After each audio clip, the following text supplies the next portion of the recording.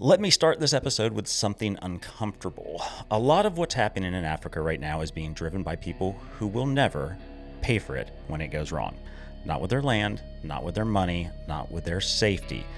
And yet, they have loud opinions about wildlife, tourism, predators, rhinos, elephants, and how Africa should work. Today isn't one topic, it's a collision. It's vehicles blocking migrations. It's people interfering with predators because it looks bad on camera. It's rhino horn politics that ignore economics. It's elephant numbers nobody wants to manage. It's international decisions made far away from the animals and the communities they affect. And here's the part that actually matters. Some of these things work, and some of them absolutely do not. But instead of asking what works, we keep arguing about what sounds right. To have this conversation properly, I didn't bring in commentators. I brought in people who live inside this world. Joining me today is Sarah Ripley Forsyth, a licensed professional hunter, game breeder, and land manager who deals directly with wildlife, land use, and the realities that come with both. I also have Sue Tidwell, an accomplished author and non-hunter who has traveled extensively throughout Africa, often alongside people working in the field and who understands that hunting, when done right, can play a real role in conservation outcomes. And Haley Dahl, an ecotourism operator who works across Africa, not just in one region, and who sees firsthand how tourism, policy, and pressure collide on the ground. These aren't theoretical perspectives. These are people dealing with consequences every day. This episode isn't about feelings, it's about outcomes. Outcomes for landowners, for communities, for wildlife, and for the systems that either function or quietly fail while everybody debates online. If you're here for an easy answer, this won't be comfortable. If you're here to understand what actually works and why so much doesn't, stay with us. With that said, welcome to the Saltlick Worldwide Podcast, guys. Thanks for joining me. Thank you. It's good to be here. Thank you for having us. Yeah, I screwed that up a little bit, but No I'll just cut it problem. out. So. Well, guys, welcome. And, we've had Sarah on before. We've also had Sue on before. Haley, this is your first time on the podcast, so thanks very much for coming on. And we've been trying to put this together for a while now, and I think this is a conversation that needs to be had. And we're not just going to deal with one topic. We're going to jump into several here.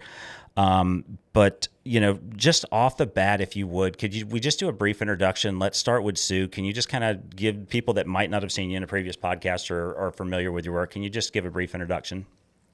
Well, I came to Africa as a skeptical observer on a hunting safari in Tanzania out in the bush, and basically having boots on the ground and seeing things from a community standpoint and from the people living with wildlife and sharing their homes with wildlife. I came away with a whole different view of conservation and how photo tourism and hunting tourism are both critical aspects of the conservation puzzle to save as much habitat as possible, essentially.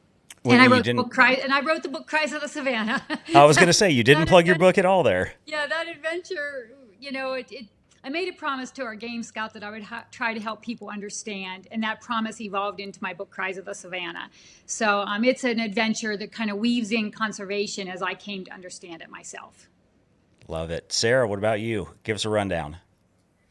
Right. So my name is Sarah Ripley Forsyth. I'm a PH and I'm a hunting outfitter. As Sean said, I dabble in breeding. I have a game farm and run a lodge and do a whole bunch of things in between. And so, yeah, I'm a very passionate hunter and a passionate conservationist. I like to think that I am some sort of environmental wildlife activist in some sort of way. Yeah, so that's a little bit about me, and I'm a history lover.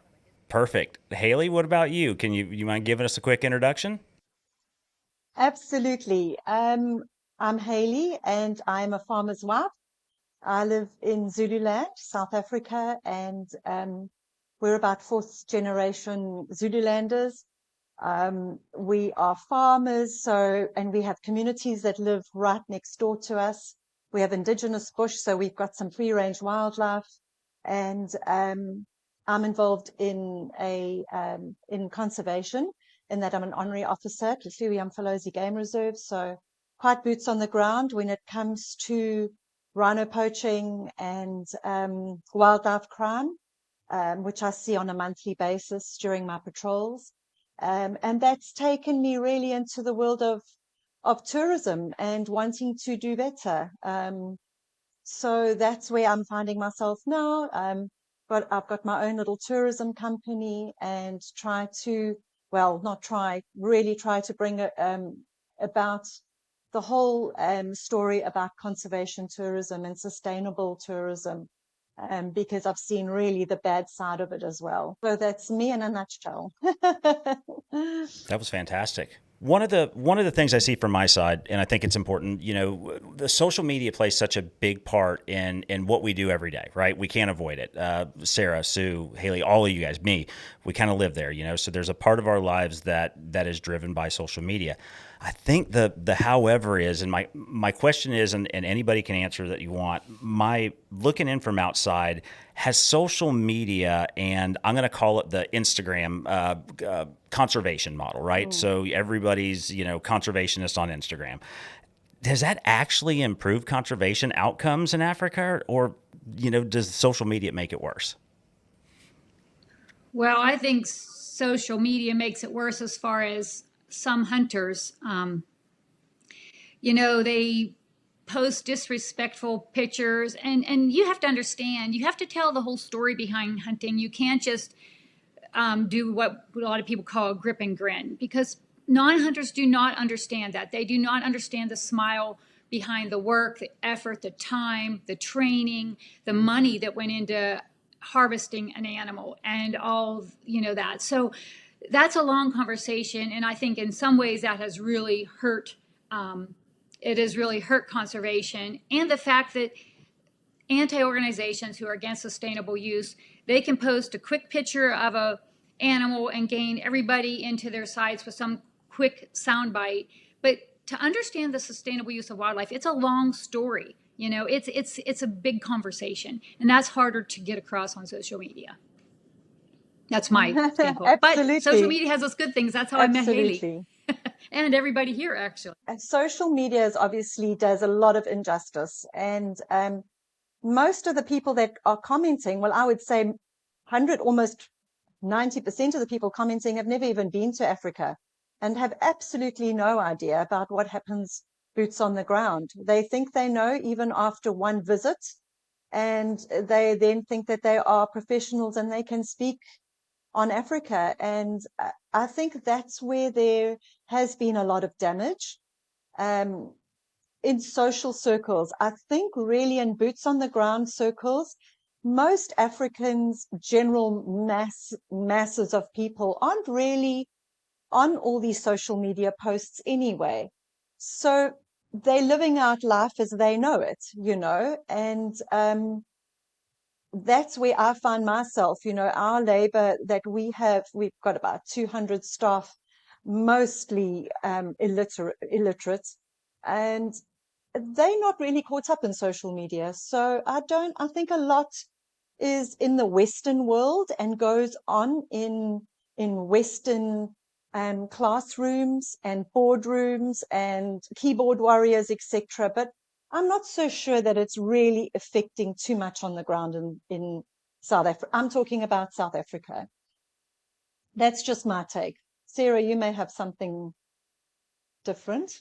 I think it's a double-edged sword. If we take it back to the beginning, I guess, when people, well, not the beginning, but when people were writing in newspapers or putting out things like that, there were probably people around that there was the same principle. They were writing negative things or showing negative things. And at least people were able to come in and try combat that. You might get a journalist nowadays who comes in and, as an example, and he disagrees with that. So it's sort of the same thing. Unfortunately, we can't do anything about the social media, but we can take it into our own hands. And then people like us can go out and try share a different kind of message. And I think that's what we need to promote now, is as many people who understand the message need to get out and talk about it, because it can reach a lot of different people. More and more people have access to social media. But as a whole, yes, there's probably a lot more damage done by it than good. But I suppose we're all trying to be the warriors for the good, aren't we? If I can, I want to circle back just for a second to Sue's comment. Sue, you mentioned the grip and grin, and early in my career, I was absolutely guilty of that, 100%. And it took years for me to understand that there's more to the hunt than the grip and grin. And especially over these last several years, meeting folks like you and Sarah, and really being involved, I've really come to an understanding that, hey, the animal that's on the ground we need to respect, but that's only a very small portion of the story. It's everything that happened up to that point. And frankly, the trigger squeeze from a hunting perspective, it's fleeting. It's the memories that you make up to that point that matter. And it's like I said, I was guilty. So, I don't like to throw stones at a glass house. So I absolutely was part of it. And I think a lot of it was driven by the fact that there's some instant gratification to be gained from posting that kind of thing on social media, in that, all of a sudden I'm getting likes and comments and, the pat on the back. And is that really, to me, it wasn't doing it for the right reason. So, I had to come to Jesus, a couple of years ago, and it was like, you know what, this is not the way to handle this. There's a better way, and I'm representing the sport poorly. I do want to say something about hunters.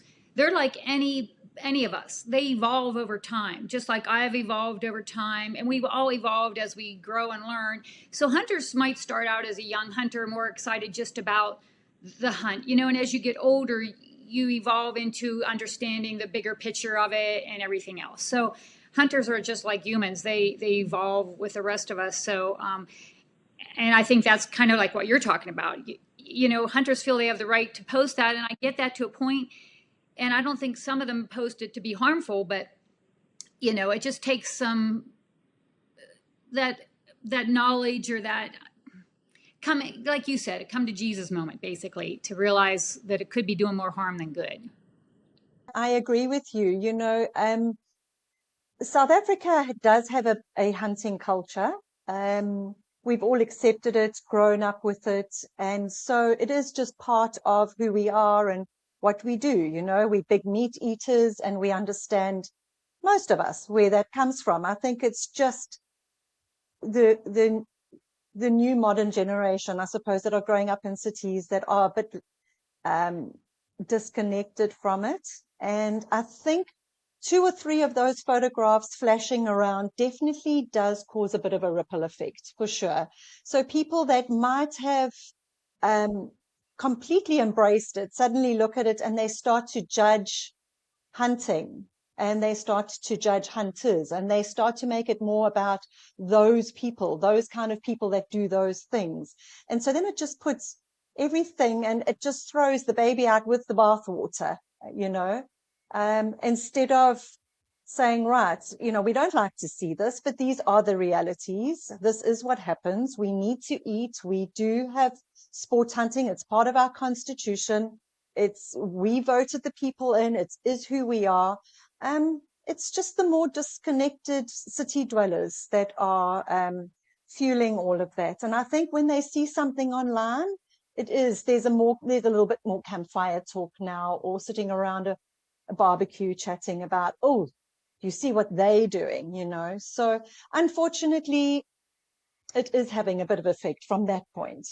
But then again, I mean, we all have a right to live our lives, and we do all evolve and grow. And like you say, you could start off in a certain way and then realize, oh, after a while, maybe I shouldn't be posting these photos. But then for some people, they think, but why not? So there's consequences, I guess, to everything we choose to do or not do. I'll push this to Sarah from an outfitter perspective, right? You're going to have to advertise to get clients, and social media is unfortunately, it's kind of how things are moving, right? People are, I know several outfitters, for example, that don't advertise in the States at all, save social media. They don't come to the shows. They don't do anything. Everything's done with social media now. So it's important to get that content out there to keep driving sales. But is there a fine line between what you're going to show, and can you do it in a respectful way and still get the message across? Yeah, I think you have to find a way to do it respectfully, which most people do. You know, when after the animal is dead, you clean the animal up to make sure that it's a respectful picture, that it's not covered in anything, that the animal still has dignity in the picture. But I don't think it's right to take away the picture from the person who's coming to hunt, who's saved up all the money that they possibly could, heavens knows, taken a loan, whatever it is, to come and hunt, and he can't take a picture because someone's emotional about it. But somebody can put their body, like half naked body, on and advertise that as much as they want. But you know, it's so yes, it appears negative to a lot of people who are very sensitive, and it's not good to post something that's distasteful when it comes to hunting. I mean, we all of us here respect animals. We'd never approve of something like that. But you know, that good guy who came and cried after you shot his animal down and sat there and hugged his outfitter or hugged the tracker, you know, why should he not be able to post his picture? Maybe we just need to show as well more moments like that, those moments of, you know, being humbled. But we can't really be silenced because they're so bloody sensitive, you know. We got to share the message. Yeah, I think. I agree. I think it's important, like you said, they have the right to post that, to, you know, as long as it's respectful. It can be done in a certain way, but and also tell the whole story. You know, don't be like, I smoked it. You know what I mean? That just, when people hear that, it's such a, even when I hear that, I'm like, oh, I mean, if you're talking to a hunter, maybe, but on social media, it'd be nice if they'd tell the story, how many days they worked for that animal, how long they saved to go to Africa, you know, those kind of things. Tell the whole story. You know, us being in the content creation niche, especially, I can see the difference though. So for content creators, especially, there's this, if you don't get to the meat and potatoes of it, right? People want to see that impact shot. They want to see that grip and grin. And those are the people that are liking, commenting. And unfortunately, you know, if you want to continue to grow, you know, being in that hunting niche, it's almost impossible to do it without it. It's very difficult. You know, if we open the segment with a story, for example, my retention in the first 30 seconds is gone. You have to get something to hook the viewer. And unfortunately, a lot of times it's the end product of what's going on, and it sucks that it's got to be that way. But otherwise, you can take a video that's very well done, you know, short form, a couple of minutes, you know, high production value, that's fantastic, you know, that should do great, and nobody's going to watch it because it doesn't have that instant hook and instant gratification. And that's also the problem with people today. We're so intertwined into this instant gratification from social media. If we don't get our fix within 30 seconds of watching a clip or a reel, we swipe away to get something else. Try get kids these days to sit down and watch a movie for 2 hours straight without playing on their phones. It's nearly impossible. So one of the other things I had about this too is I want to talk about the other side of it, because the wildlife content that I see from the other side, right? So I'm going to say from the greenie side, tree huggers, advocates, whatever you want to call them. Those posts, those guys don't care. So they specifically look for the worst of the worst of the worst to put out there for people. And man, they get lots of views and sympathies, and, you know, they don't care what they post. And they're waiting for a hunter, or, you know, they're waiting for a hunter to screw up and do something stupid is what they're doing. Yeah. And they have plenty of content to go with sometimes, because there are, you know, it's just, yeah, it's infuriating. But yeah, that's what they do. They're doing the same thing, trying to grab attention instantly. I pulled a couple of stats for this, actually all of them. I did quite a bit of research in this. So just a few points of quotable data that I found. And one, so there's never been any documented correlation between social media engagement and improved wildlife population trends, i.e., no matter what we do or say on social media, doesn't filter down to boots on the ground to actual conservation. There's no definitive proof that actually works. Number two, over 80% of viral wildlife content focuses on predators, cubs, or that BS rescue narrative. That's the ones that take off. And three, less than 10% of conservation funding is tied directly to measurable ecological outcomes from social media. Point being, though it's necessary for some people, there's really zero correlation between those feel-good social media posts, fundraising, and it trickling down to conservation. Well, all I can speak about is from my own experiences living here. I'm sure, Sarah, you can as well. So whether it's WWF or IFAW or PETA, I don't see any of them doing anything really here. And I'm in the game reserve really often. I'm involved in anti-poaching, and I don't see them around. I don't know where they are. I don't see where their money goes to. I don't even hear local people speaking about them. I don't even think they even know who they are. Yeah. So it's a very interesting dynamic. You were talking about the funding. So we get 3 billion rand a year from the top, like, I can't remember if it's 7 or 10 big NGOs for wildlife conservation. 3 billion rand. And, you're sitting there saying the exact same thing. Where is it? That amount of money is so big that, like, where can it go? It is concerning, absolutely. And not to throw every NGO or non-profit under the bus, because we do have, there are one or two. And to give WWF some credit, they did pay for all the dehorning of our rhino and Amphalosi 18 months ago. So at least that is something we have seen. And then Save the Rhino International actually does. Have they written anything about legalizing the rhino trade? Oh, no, I'm not sure on that. I'm not sure on that one, but with WWF. No, I haven't heard anything on that, but Save the Rhino International is actually funded, and I only found out 2 weekends ago that a lot of hunters fund Save the Rhino International, UK-based charity, and they give a lot of money to our park, to Amphalosi as well. So there are some good ones out there that are also funded, by hunting operations that we are seeing some money coming through. So there's the good, the bad, and the ugly, I think. There's mostly the bad and the ugly, but the good guys that stand out, it's kudos to them. Started with a softball, and this one we start to get in the meat and potatoes of it, in that at what point does wildlife tourism cross the line from observation into interference? And based on what's been going on the past several months, this should be a hot topic for everybody. Me. So you want to start? Well, I've seen all the stuff on social media, which is really distressing. I mean, 100 vehicles blocking migration routes, people out of their vehicles, a cheetah trying to take down an animal, and then 30 vehicles surrounding it. That's just ridiculous. And of course, Haley can talk way more about this because she's been in this field for so long. But there's got to be regulations. There's got to be, the animals have to come first.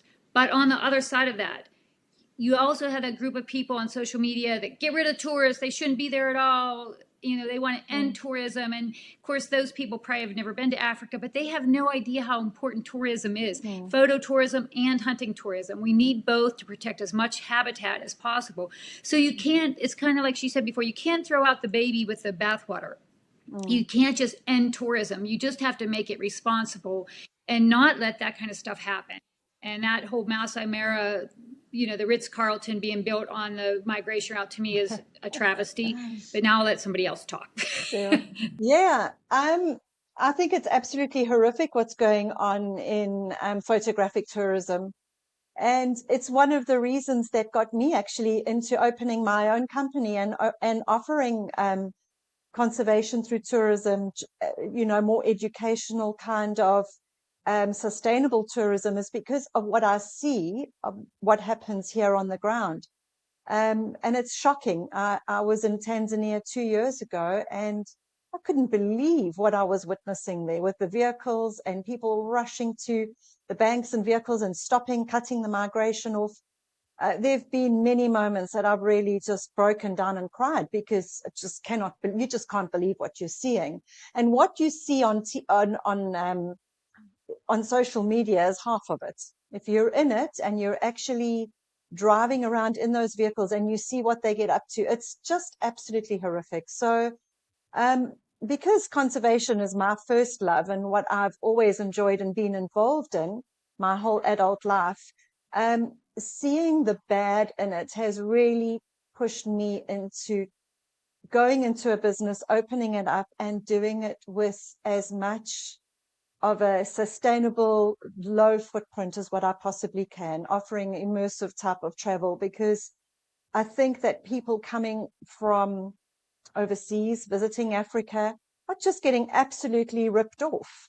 You know, they get here and they get promised incredible sightings, and then the guides are under pressure to show them what they've seen they're going to see. And it's just caused over tourism, mass commercial tourism, and it really is. I don't know how we're going to stop it, except offering better and maybe doing more of an educational kind of spiel to guests before they come to the country, to guides, but a lot needs to change. It's really, really bad. I want to say one quick thing about Haley, about the tourism.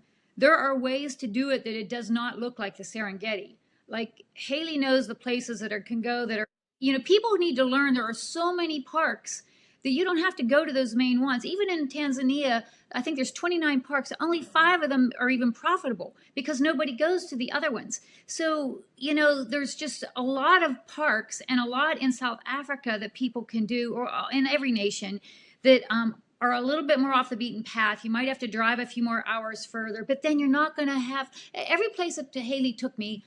We barely saw another vehicle. Seriously. I mean, I think 1 or 2 times we shared a sighting with one or 2 other vehicles, and that's not very often. It was just amazing. So those opportunities are out there. I just don't want people to think they have to do all those main ones that they hear about on TV. The path less traveled, is always the way to go. And I think that there are good operators out there that really do try to get away from the copy-paste itineraries and get people off the beaten track and to have more of an immersive experience. And they're good. I think they're good operators on both sides, from the hunting tourism to the photographic tourism and everything between. There is the good, the bad, and the ugly. And I think it really weighs on me that the good operators on all sides need to band together. We need to not fight each other, but we need to be that bridge to hold hands and say, right, let's work together. Let's get rid of, over consumptive tourism, operators, hunting and photographic operators that are doing illegal stuff or unsustainable tourism in both sides. You'll have that. And the good people, I just feel, need to stand together and hold hands and accept there are many tools in the box, and every single one of them is needed. It's not one or the other. And I get upset watching on social media you having hunting versus photographic, and we should really be trying to work together, I feel, because habitat is at stake here. And we need to be able to protect it. And whichever is the best land use possible, we need to utilize it, whether it is hunting or whether it is photographic. Otherwise it's pineapple farms or sugarcane farms or, or it just goes back to grazing. And so, yep. And it costs money to obviously maintain land and habitats for sure. So good business models on both sides would work, I think. Because we're in the hotel business, we have Misty Hills and the Carnival, and then Kita, we go to a big travel show every year in South Africa. It's called Indaba. And there are companies there that sell a trip to the Masai Mara for a day. You hop on the plane from China, you fly straight, you get off into a bus, you go to the Masai, you do your trip, and then once that's done, you don't sleep anywhere, nothing. That's where we're at right now. So it's pretty terrifying. I don't know how something like that becomes controlled. I think now we have to have a lot of faith in private, because I don't know what we do about public and national. I think, Nat Geo and Discovery, they have a huge hold over the Maasai. There are places that people aren't allowed to go because they set up filming equipment there. Yeah, and then there was one other thing that I wanted to mention in all of that: stress. So there was a test done, and I haven't found it, so don't bank on it, but I think it would be interesting. Testing stress levels in elephant dung. So there was a test done where they were testing the stress level in elephant dung that were around like photographic sort of ecotourism, and this is what everything is about. That ecotourism, it isn't really isn't really a thing, unfortunately, what it should be. So stress levels in elephants, yeah, and so areas where they hunted elephants seem to have a lot less stress than areas where it was just obviously tourism all the time. So those are interesting things to look at. You know, you can talk and talk and talk, but you can measure the shit and get your answer out of that. I remember a few months ago, Sue and I texted Sue or shared a Facebook post when during the wildebeest migration, and I think I hashtagged it when I sent it to her. You know, is this what non-consumptive use looks like? Exactly. Well, I agree that they try, and that's why I think we just, like Haley said, you got to be careful of throwing all tourism under the bus, because that's not going to do anything any good. But the anti organizations, they like to throw out this non-consumptive thing. You know, they like to try to make it sound like everything can be non-consumptive tourism. And first of all, I agree with Sarah. Yeah. There is no such thing as non-consumptive. You know, there's less consumptive. Like Haley tries to pick places that are community oriented and they're, you know, sustainable, and not those over the top places. But to say something is non-consumptive is just a lot. Even hunting tourism is consumptive. I mean, you're using water, you're using resources. So trying to say something's non-consumptive in the photo tourism, like we stay somewhere 2 or 3 nights, we move on, so they have to change the sheets, they have to do that. I'm not knocking that. I'm not knocking that at all. It's all important. But the anti-groups try to grab that and say that, our tourism is non-consumptive, when truly it is sometimes, especially when you see that migration stuff and those kind of things, it is destructive to the wildlife. It is stresses them out, and it does, you know, like in all the water you need, all the infrastructure you need for those tourism places. So it's a fallacy to say it's non-consumptive. But they still, with that said, they're both necessary. I agree. There's absolutely nothing that's non-consumptive. As human beings, we are consumers. And I think East African tourism is really done for. I'm not sure how they're ever going to be able to bounce back. You know, there's no political will there, it seems, either. And it seems every second person that owns a Jeep has a right to either the Masai Mara or the Serengeti. And I'm not sure how they will ever pull back, very sadly. And so I think people are definitely starting to become aware of the overutilization in the Serengeti and the Masai Mara. And there's definitely more tourism, I think, coming back down to Southern Africa. But the problem is there's also new money, new people that have never experienced and hear of Tanzania, and that you can get that close. So there will always be that flow of people that will be coming in. I don't think it'll get less. I think the more educated you start to become in travel and tourism and conservation, and the more you learn more, the more you realize, oops, I went there, but I'll never go there again. And you choose somewhere, you know, better. But there'll always be the new people coming in. So I think there's just going to be a steady cash flow to East Africa still. And I'm not sure the end result of the migration and those wildebeest is going to be, but it's not looking good. It really isn't.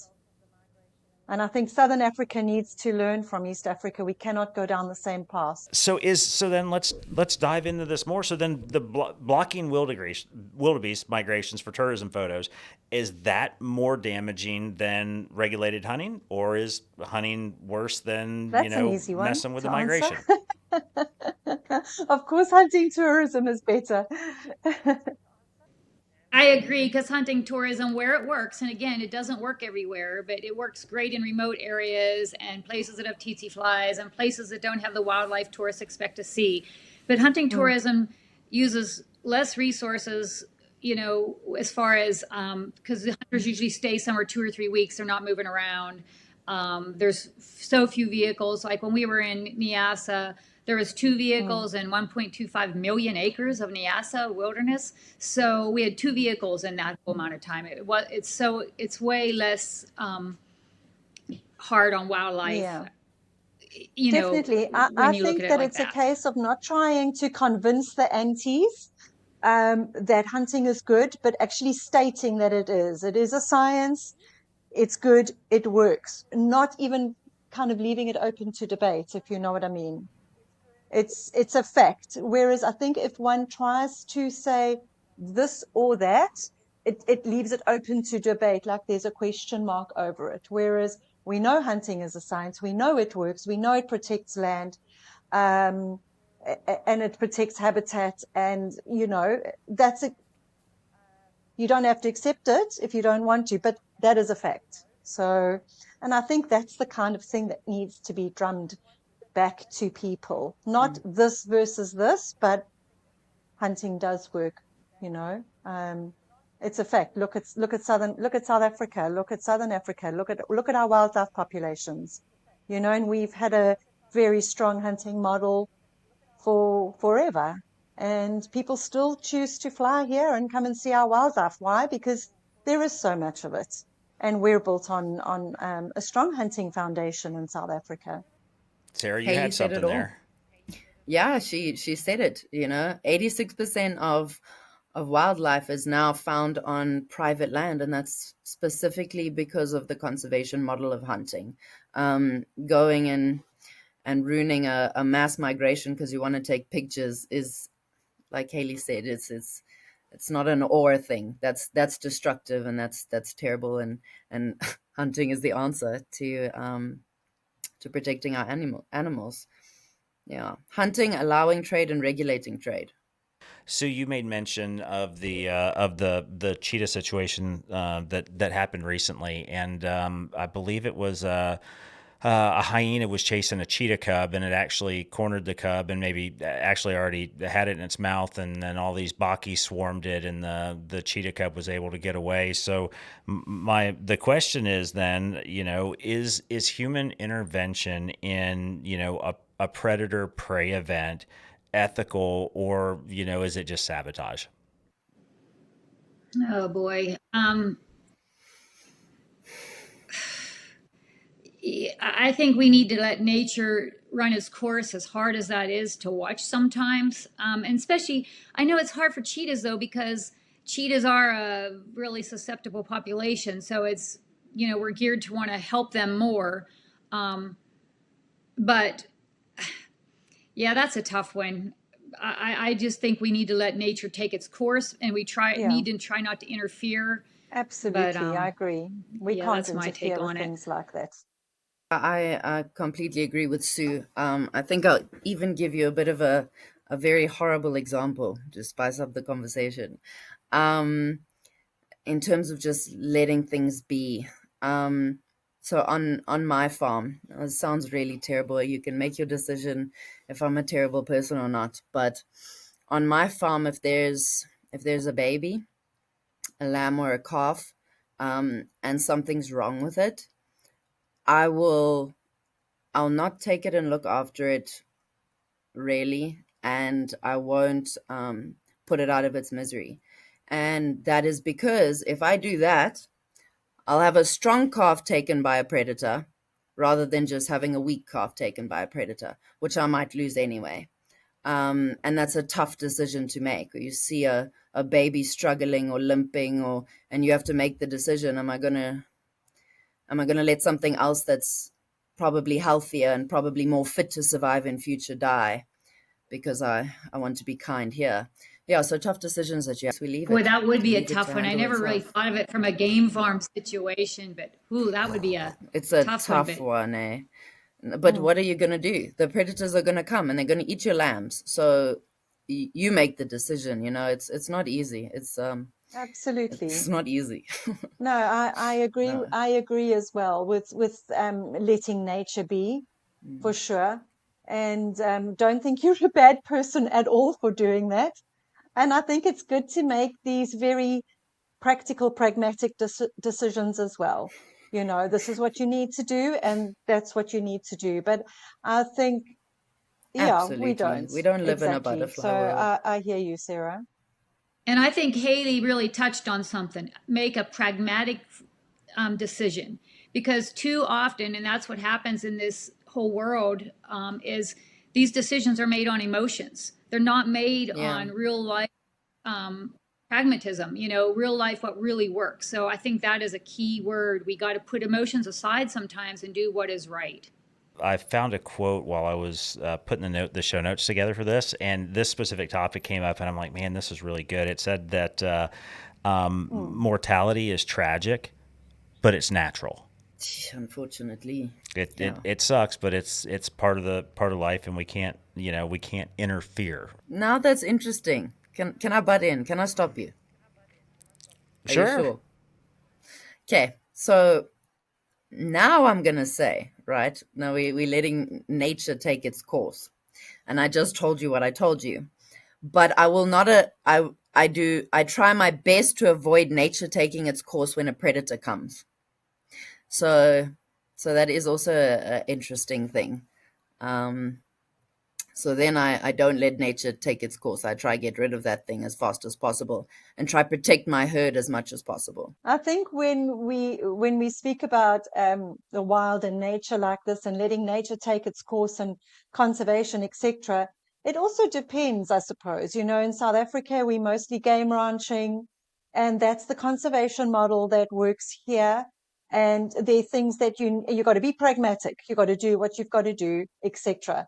And you have the open systems like, you know, Botswana, Namibia, and Zambia, and there's a different set of rules that apply, and you've got to be pragmatic to those as well. You know, so every country and region also has its different models that work, and you know how things are. So I don't think there's necessarily one rule for all. You know, if you were in an open space in Botswana, for example, you probably wouldn't be taking out the predator, but it is still game ranching. In South Africa, you know, more fenced, and it's a model that really works well in this country. And you've got to do what you've got to do, Sarah, you know. Yeah, it makes total sense in that game ranching thing, because you're responsible for the animals. You have to also make that land pay for itself. And it makes sense that you have to limit predators, because you don't want them to take down your $10,000 kudu. I mean, when the predator is worth nothing, because that's one thing that anti-trade, or the rules have gotten against. Like, for instance, I'm just going to use an example. You can't leopard hunt in South Africa, so now leopards are worth nothing. So to the game farmers, they're just killers. So before, you could take the loss of a few animals, because Yes. that leopard, when it gets to be old, is worth some money. But now that has been taken away. So whole different. There's like Haley said, it's just really every part of the country has different rules, different things that work. It's not a one size fits all thing, and game ranching is definitely a little bit different. Yeah, I was told years ago that, especially when it comes to conservation and the South African model, is that we've interfered with the normal migration patterns of these animals, especially in South Africa. We've built there's fences, there's roads, there's train tracks, there's shopping centers, and because you've interfered, now it's our responsibility to maintain that resource. And when you start putting fences up, but it shows like South Africa's model, I mean, animals are flourishing. I have a statistic from the early, I want to say in 1964, I believe was the date. I don't have it written down, but I believe 1964, South Africa had something like 525-ish thousand wild animals in the country. And today they have almost 19 million or 20 million, whatever that number is going to be. And, the same thing, though, looking at Kenya around the same time, right? So you look at Kenya in the 70s, they outlawed hunting, and now some estimates have wild animal populations down 70 to 80% over what they used to be. So you've got a country that hunts and the population explodes. You've got a country that's outlawed hunting and they've decimated wildlife populations. Exactly, because there's no value in Kenya. There's no value for wildlife outside of the parks. That's the only place they have any value outside of the parks. It's switched, and I read a study one time about that very thing, and they said, well, you can't look at that. They were trying to defend it, and they said, you can't look at that, but a lot of the wildlife has been replaced by goats and cattle and all that. And it kind of made me laugh when I read the study. I'm like, that's exactly the point. When you take away the value of wildlife, they're going to replace them with goats and cattle and crops. That's something that does put food on the table. So that's the whole point of it all. You have to make it valuable. I think the private sector in South Africa, 100%. Sorry. I agree 100% with that. I think the private sector in South Africa is what's kept, wildlife going in this country. It's been a very successful conservation model. And we rely very much on the private sector to keep wildlife populations. Because I think, once we've lost all our Rhino and Kruger or Louis and Falosi or wherever else, the private sector will still have some genetic stocks left to hopefully repopulate. So kudos to the good businessmen as well in the private sector of wildlife conservation, because they're the ones that survive. Obviously, you're a bad businessman, you'll be out of business. You go and shoot too many of your stocks, you're just a bad businessman, really, not a bad hunter or an evil hunter. You're just really a bad businessman, and those that are doing well are really a great service to us. Well, then let me ask this question. I know we lost Sarah there for just a second, but she's back now. So, keeping the momentum rolling. So with that said, so then why to me, it appears like regulated hunting gets condemned while phototourism interference is tolerated, right? So just people hate hunters, but they'll tolerate that BS that goes on that we were just talking about. Why is that? Ignorance. Because people just don't understand. I mean, like I've said earlier, it's a long conversation for people to understand why hunting is so important. I mean, a lot of people just think you can take every hunting area and make it into a phototourism spot, and that just isn't the truth. Most phototourism areas are already used for that purpose. So it's just uneducation. It's, believe in the short story bites that they see, and apart from like you said, they're mostly urban people who are far removed from their food sources and understand how the reality of things work on the ground, I think. I think children are growing up with parents that are not teaching them about nature and taking them into the bush. And so they're growing up with a disconnect. And I think that that's the problem. They then become tourists that are also completely disconnected. They see photographs on National Geographic and they want to see this wildlife. And so they end up in a safari jeep in Tanzania or in the Serengeti chasing down wildebeest, because there's that lack of education that's not even there from young anymore, which is really sad. True. I like to call that the Disney effect. Yeah, you do. I completely second these ladies. They're 100% spot on. There is a disconnect. That's the perfect word. These kids don't know where their food comes from, and that's the mistake. They haven't walked around barefoot on the mud, so they really are disconnected. Just go through that just a hair more in that, hunting quotas, and Sarah, you can call me out on this, but historically hunting quotas are normally set to somewhere between 1% and 4% of the population. The counter to that is like, and Haley, you can speak to this too. Are there any universal vehicle caps in any of these places, or is it just however many bakkies they can get through the gate in a day? I mean, is there a cutoff? I don't think so. See, I can really only speak from South Africa, because I obviously know a bit more from here, but we don't really have that kind of thing in the parks here. It's not like East African tourism and Southern African tourism is really different. I don't think they have cutoffs in the Masai Mara or the Serengeti. It doesn't look like it. I know in Kruger during peak season, there's a certain amount of vehicles that are allowed to go, and then you're not allowed to drive off-road, etc., etc. But it really is an East African problem, I think. I'm going to speak for just a little bit. When I went with Haley, when I went with Haley this summer, for instance, some of the places she took me to, like we went to Kruger, Greater Kruger, so outside of Kruger, to a private place that was still, affordable, just very nice place. But they only allowed 3 vehicles at a sighting at a time. So there was never, like if there was a lion sighting, you would have to they would radio back and forth, and a couple people would be there. And then I think it was 3 vehicles, right, Haley? But they weren't allowed to overwhelm anything. So you'd have to wait till one group had 15 minutes with them, and then you could kind of move in after they moved out. So there was always room for the animals to move. They were never boxed in. They were always, you were back far enough that you weren't like pushing them or disturbing them. That was my experience in Kruger. Like she said, you can't go off road. That makes a big difference. When you can't go off road, the animals have every chance in the world to get away from you if they're, they don't have to be harassed like they are in those places in Tanzania.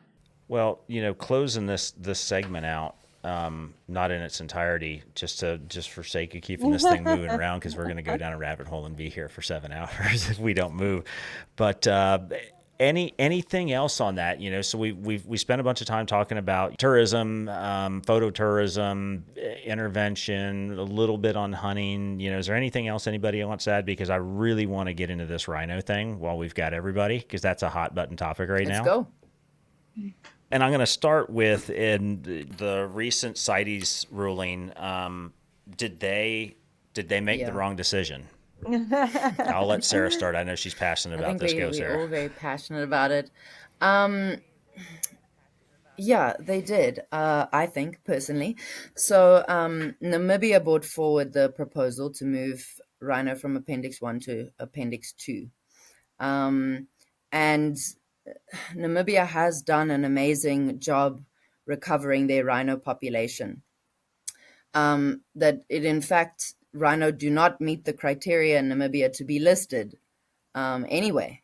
So why the halt? That's the thing. Even when we were talking about the giraffe at CITES, when they were talking about it again and again, it doesn't meet the criteria. It doesn't meet the criteria, but yet it's still in the list.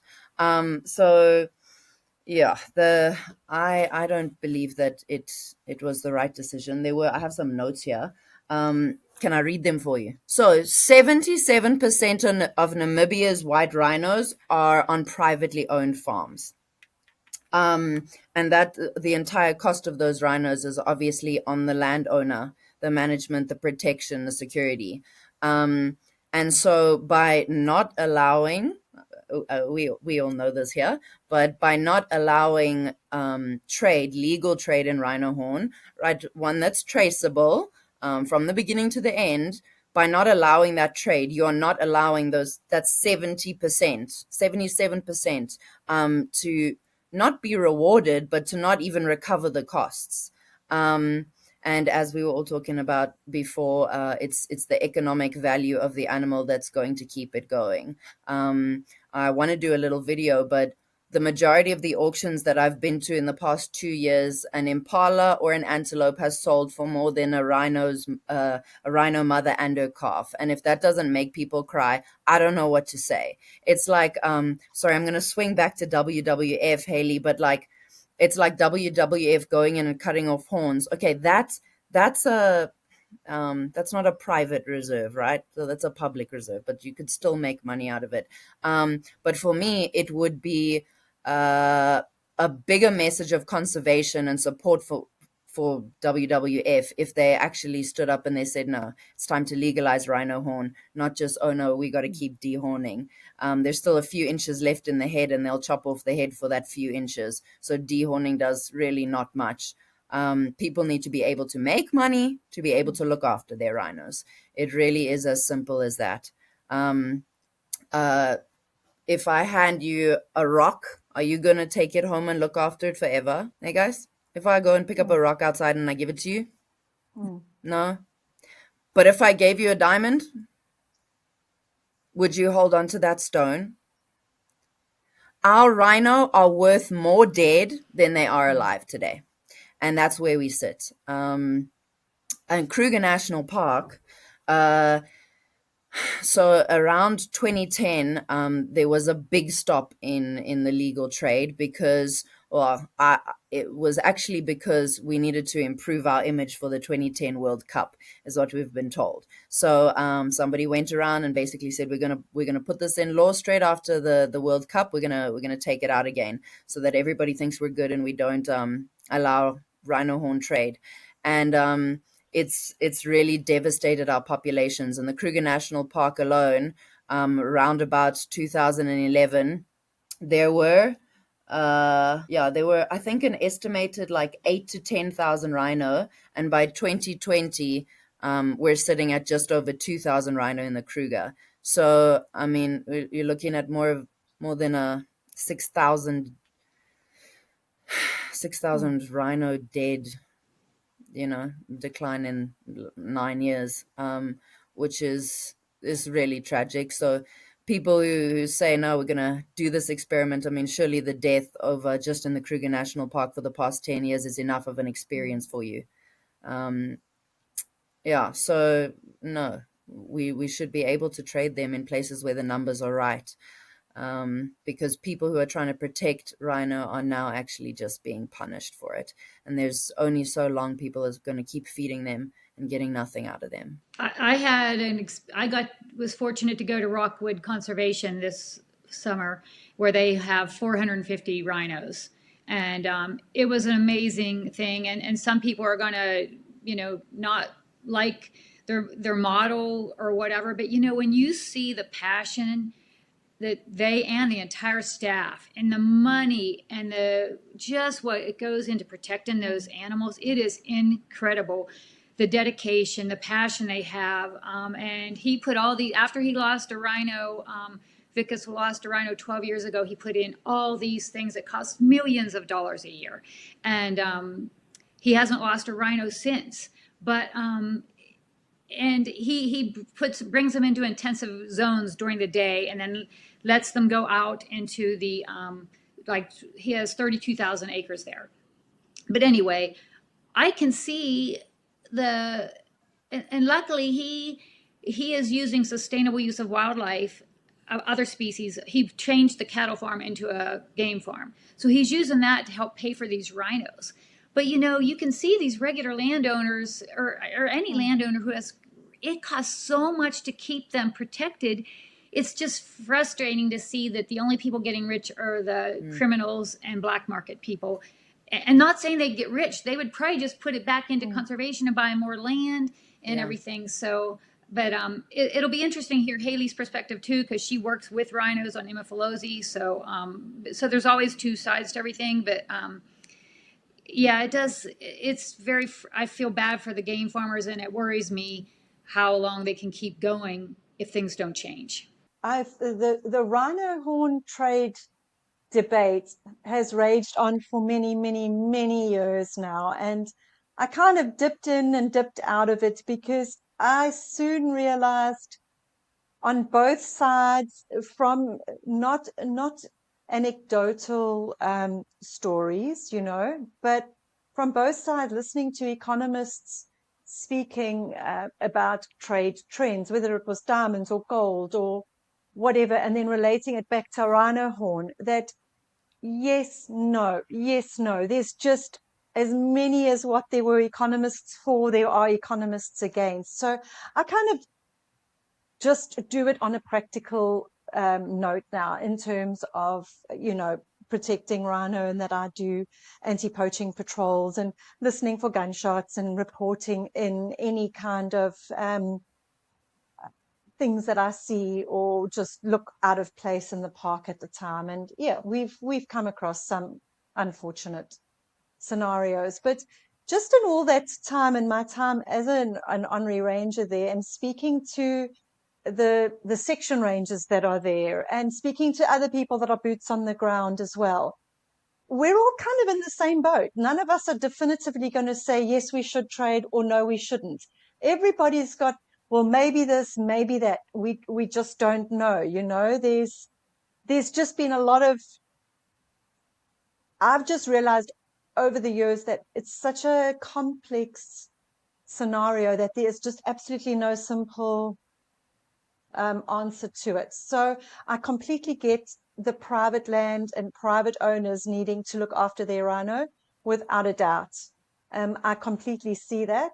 Whether we open trade and all our wild rhino is then completely poached because they would rather take that than go to somebody and pay for it legally. And so therefore, that's the end of wild rhino. And we're back to sort of more of an agricultural animal that falling under our Agricultural Act. It's a difficult one. So I like to sort of reserve comment on trade because it's just such a heated debate, and one that I'm definitely not equipped to be able to really debate or to chat about. So it would really just be an opinion of mine to kind of listen to everybody, and that's where I get my take from. So I'm sorry if I can't add too much to this conversation, but that's kind of where my stance is with the trade in rhino horn. So let's look at 77% of Namibia privately owned rhino, 77%. So we're saying if we legalize rhino, then the national parks, the wild rhino will be damaged. Well, 77% of them are on private land that need to generate revenue. So do we want to save the 33% or the 77%? Take it down to South Africa. South Africa, more than 68% of rhino on private farms. I've just said 9 years, we've lost more than 6,000 in the Kruger National Park. So we're losing them anyway, but 68 are on private property and they have to look after them, and it's not killing them. That's the thing. It's not killing them. When we're talking poaching, we're talking death. There's no other way around it. But when we're talking somebody is farming a rhino, they're cutting off their horn, the rhino is alive, well taken care of with as many security guards as it needs because you can get money for it. Sell the rhino horn, rhino alive. It really is that simple. We need to save the rhino, and who has the majority of rhino and is not losing as many as others? The private game farmers. So it's just how I see it, because I don't even think it'll take a decade before people put up the middle finger and say, I can't afford it anymore, especially in our political climate in our country. It's not going to happen. We just don't have political will, unfortunately, in South Africa, most sort of African governments to really protect our rhino. So it's up to the individuals, the volunteers, the landowners, or whatever, trying to protect our heritage here. And we don't, I think, because probably governments at all level are involved. I mean, rhino horn is worth more, as you said, than diamonds and gold. So there's their hands in the pot. I want to say something else too, and again, I am not an expert as far as, I see both sides of it. But for me, I go a lot of what I say on common sense. So for me, it makes common sense that what they're doing right now is not working. We're losing rhinos so fast. And now that we have all these new technologies, maybe it's worth a try again to try to stop that stem and give, even parks could take that rhino horn and sell it and use that for conservation, have a lot more rangers employed and stuff like that. That's one side of it. And again, I'm not trying to say I'm an expert by any means. I'm just going by what makes common sense to me, what in my heart. But anyway, take that with a grain of salt. But what I do want to say is the really sad part about this is there are a lot of people getting rich on this whole rhino extinction thing. You have a lot of, again, not every NGO is bad, but there are a lot of NGOs that love pushing this narrative because it's their money ticket. You put a picture of a rhino dying and, all this, and all of a sudden, all these well-meaning people throw in money. But what are they? Some of them are good, like this Rhino International. There are some good. I don't want to throw them all under the bus. But some of the real anti ones, it's their money ticket by pushing these narratives. And the longer they can keep rhinos threatened, is longer they have the money ticket. And I'm a little, I guess I'm a little cynical because I've seen so much now and studied so much and whatever. But it's just once those rhino repopulate and they're doing well, and if it would work, what are they going to use now for their next fundraising thing? If the rhinos aren't threatened, if they still try to say elephants are threatened, which we know they're not. I mean, in certain areas that don't have hunting and don't have, other, they are threatened there, but lots of areas where sustainable use is utilized, there are a lot of elephants. Anyway, I know, it's such a complex discussion. If I can just add to this, just in a question, and correct me if I'm wrong, but CITES includes like 180 something countries, right? Yeah. I can't answer that definitively. I don't know exactly. Okay, so I think it's something like 108. We'll call it 180-ish voting countries. How many of those countries have rhino? Oh my goodness, a handful. Even.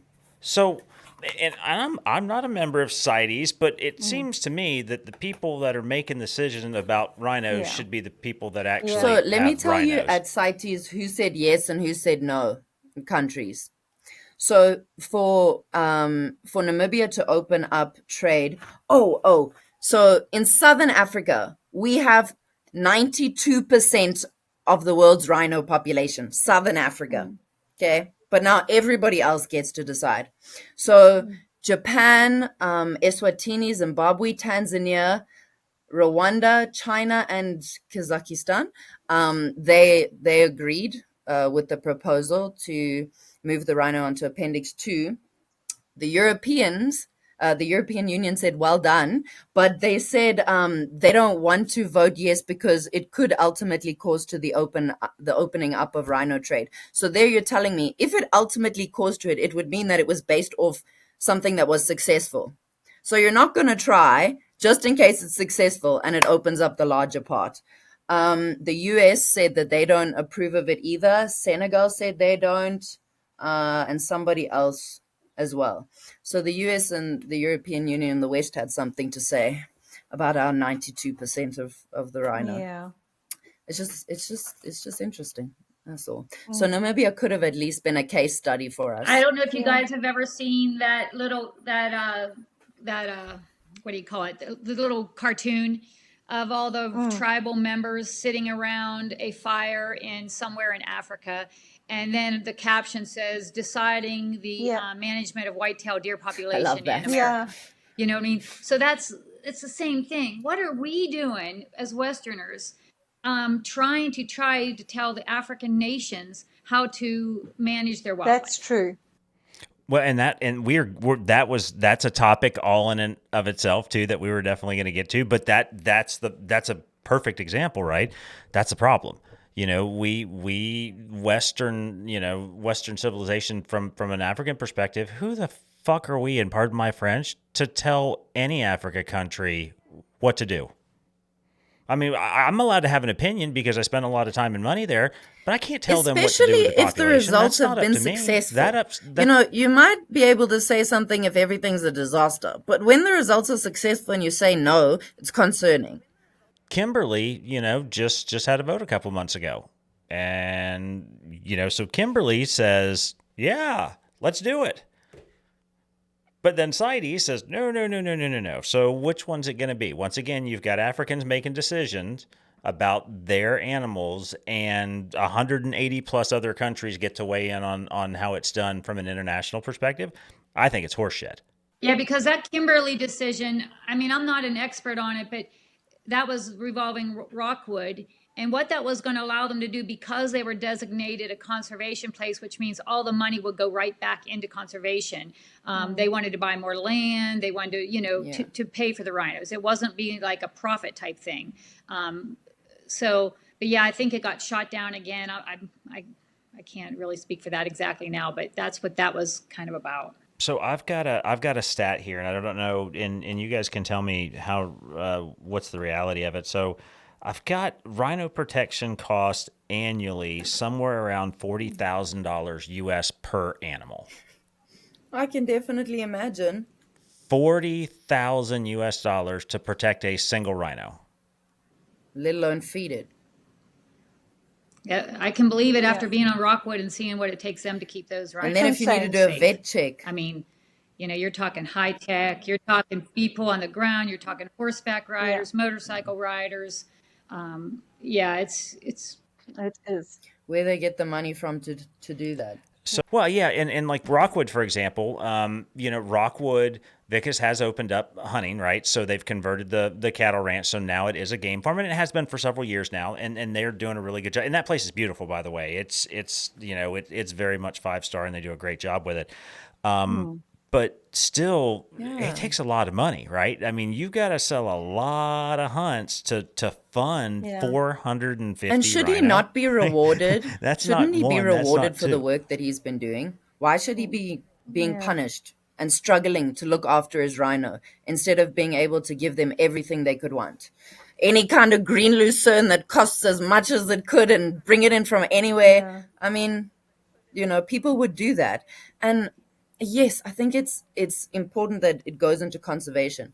But I think that's the most important part. But I also do think that, I think it's the only way it'll get done. But people do also deserve a reward for all their hard work and their selflessness. Yeah, they do. agree. So that's my opinion. Well, let me play the cynical person for a minute, and let me go down this. So, who benefits then from banning rhino horn trade? Yeah. The crime syndicates, the NGOs that push the politicians. narrative, the crooked politicians, the illegal trade people, basically. Yeah. From what I can see. The most recent numbers that I could pull were from yesterday that say black market horn prices right now exceed $60,000 per kg. That's a huge incentive to keep that for. Yeah. Now, I don't know that people are being paid off, but it makes sense that it's probably some shady shit going on there. I've heard there are a lot of stories. I mean, we all have shady stuff going on in our countries, but it's just, unfortunately, corruption's. I think there's criminals at every level, from the police to the lawyers, and all the way up. Everybody's involved and got a little hand. To the game rangers. All got a hand in it and all making some money off it. And, it obviously is an illegal, it's like the drugs. It's run by cartels, human wildlife trafficking. It's run by these big mafia bosses and cartels. It's organized crime. So they will be fueling as well, the black market. And it's never been drugs we can't keep under control. It just seems like the rhino horn poaching we can't keep under control. It's just any of these things that are fueled by, the mafia, by organized crime. It's just, they always seem to be 5 steps ahead. So, where the answers are, I really don't know. I've tried to see this thing from many angles now for many years. I'm obviously not involved in game ranging, and I've just been citizen Joe housewife. And I've just tried to see it from all angles, and it really is an impossible one. I think it's just so impossible because of the governments that we have that are not protecting our wildlife. And that's the big problem, the big issue that I think if we had political will, I think we could make a bit of a difference. But without the political will, it's really up to the private people doing their bit to try and look after rhino, elephant, whatever else.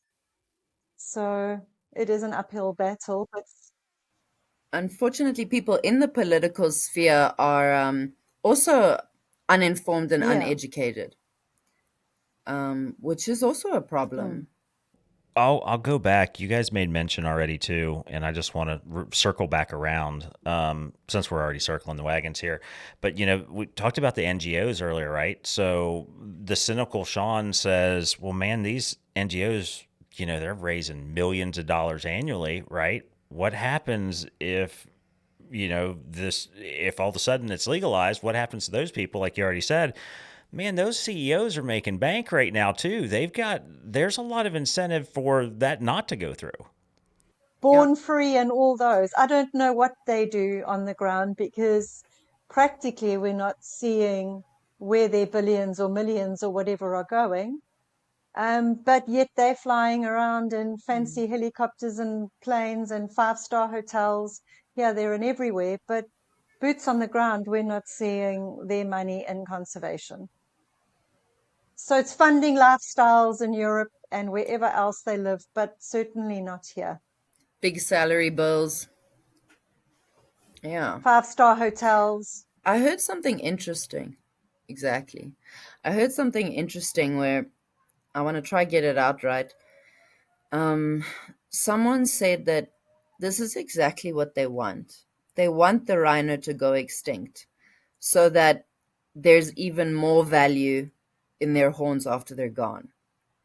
And I thought that was very interesting. That was very, very interesting. It's all about money. Unfortunately, follow the money. Evil. It's just so sad, isn't it? It is. That it's just...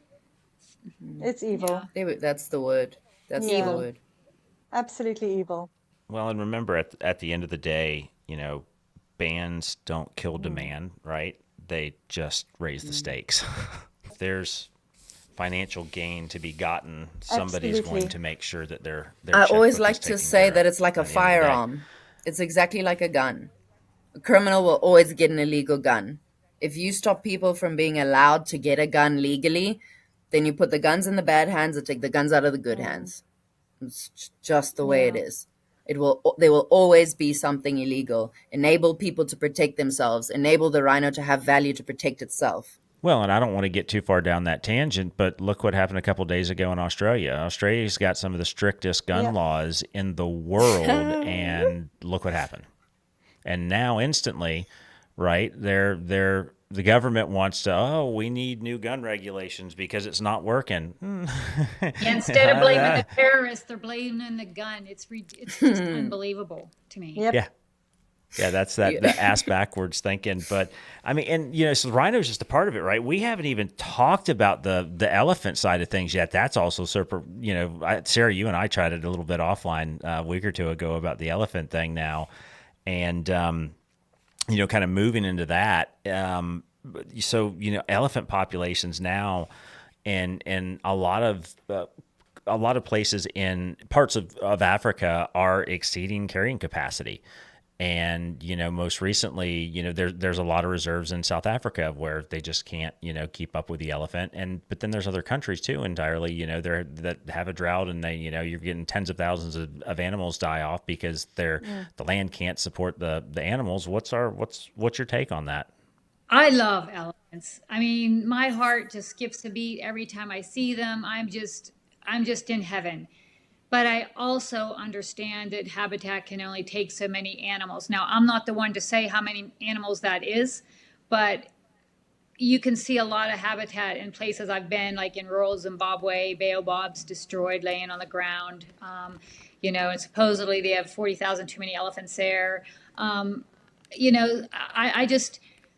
worry, and I know that there's, people talk about the corridors, and I understand all that. That's all great in theory.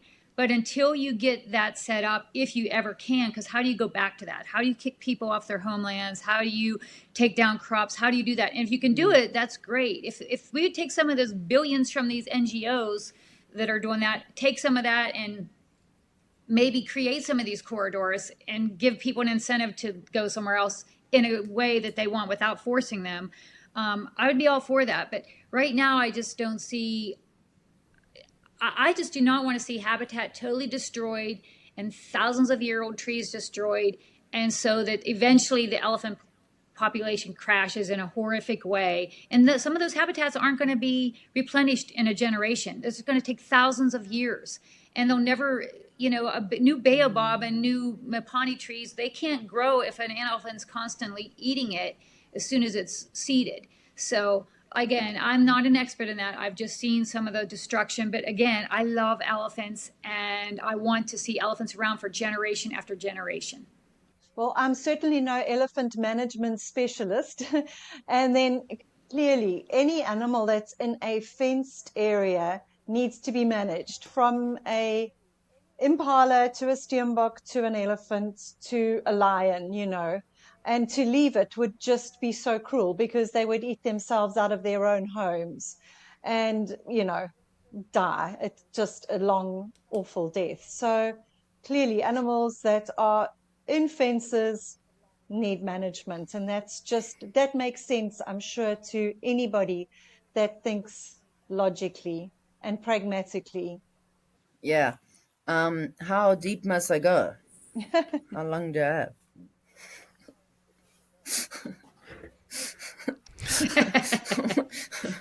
Oh, we got to start shooting the shit out of them. Swing for the fences, sister.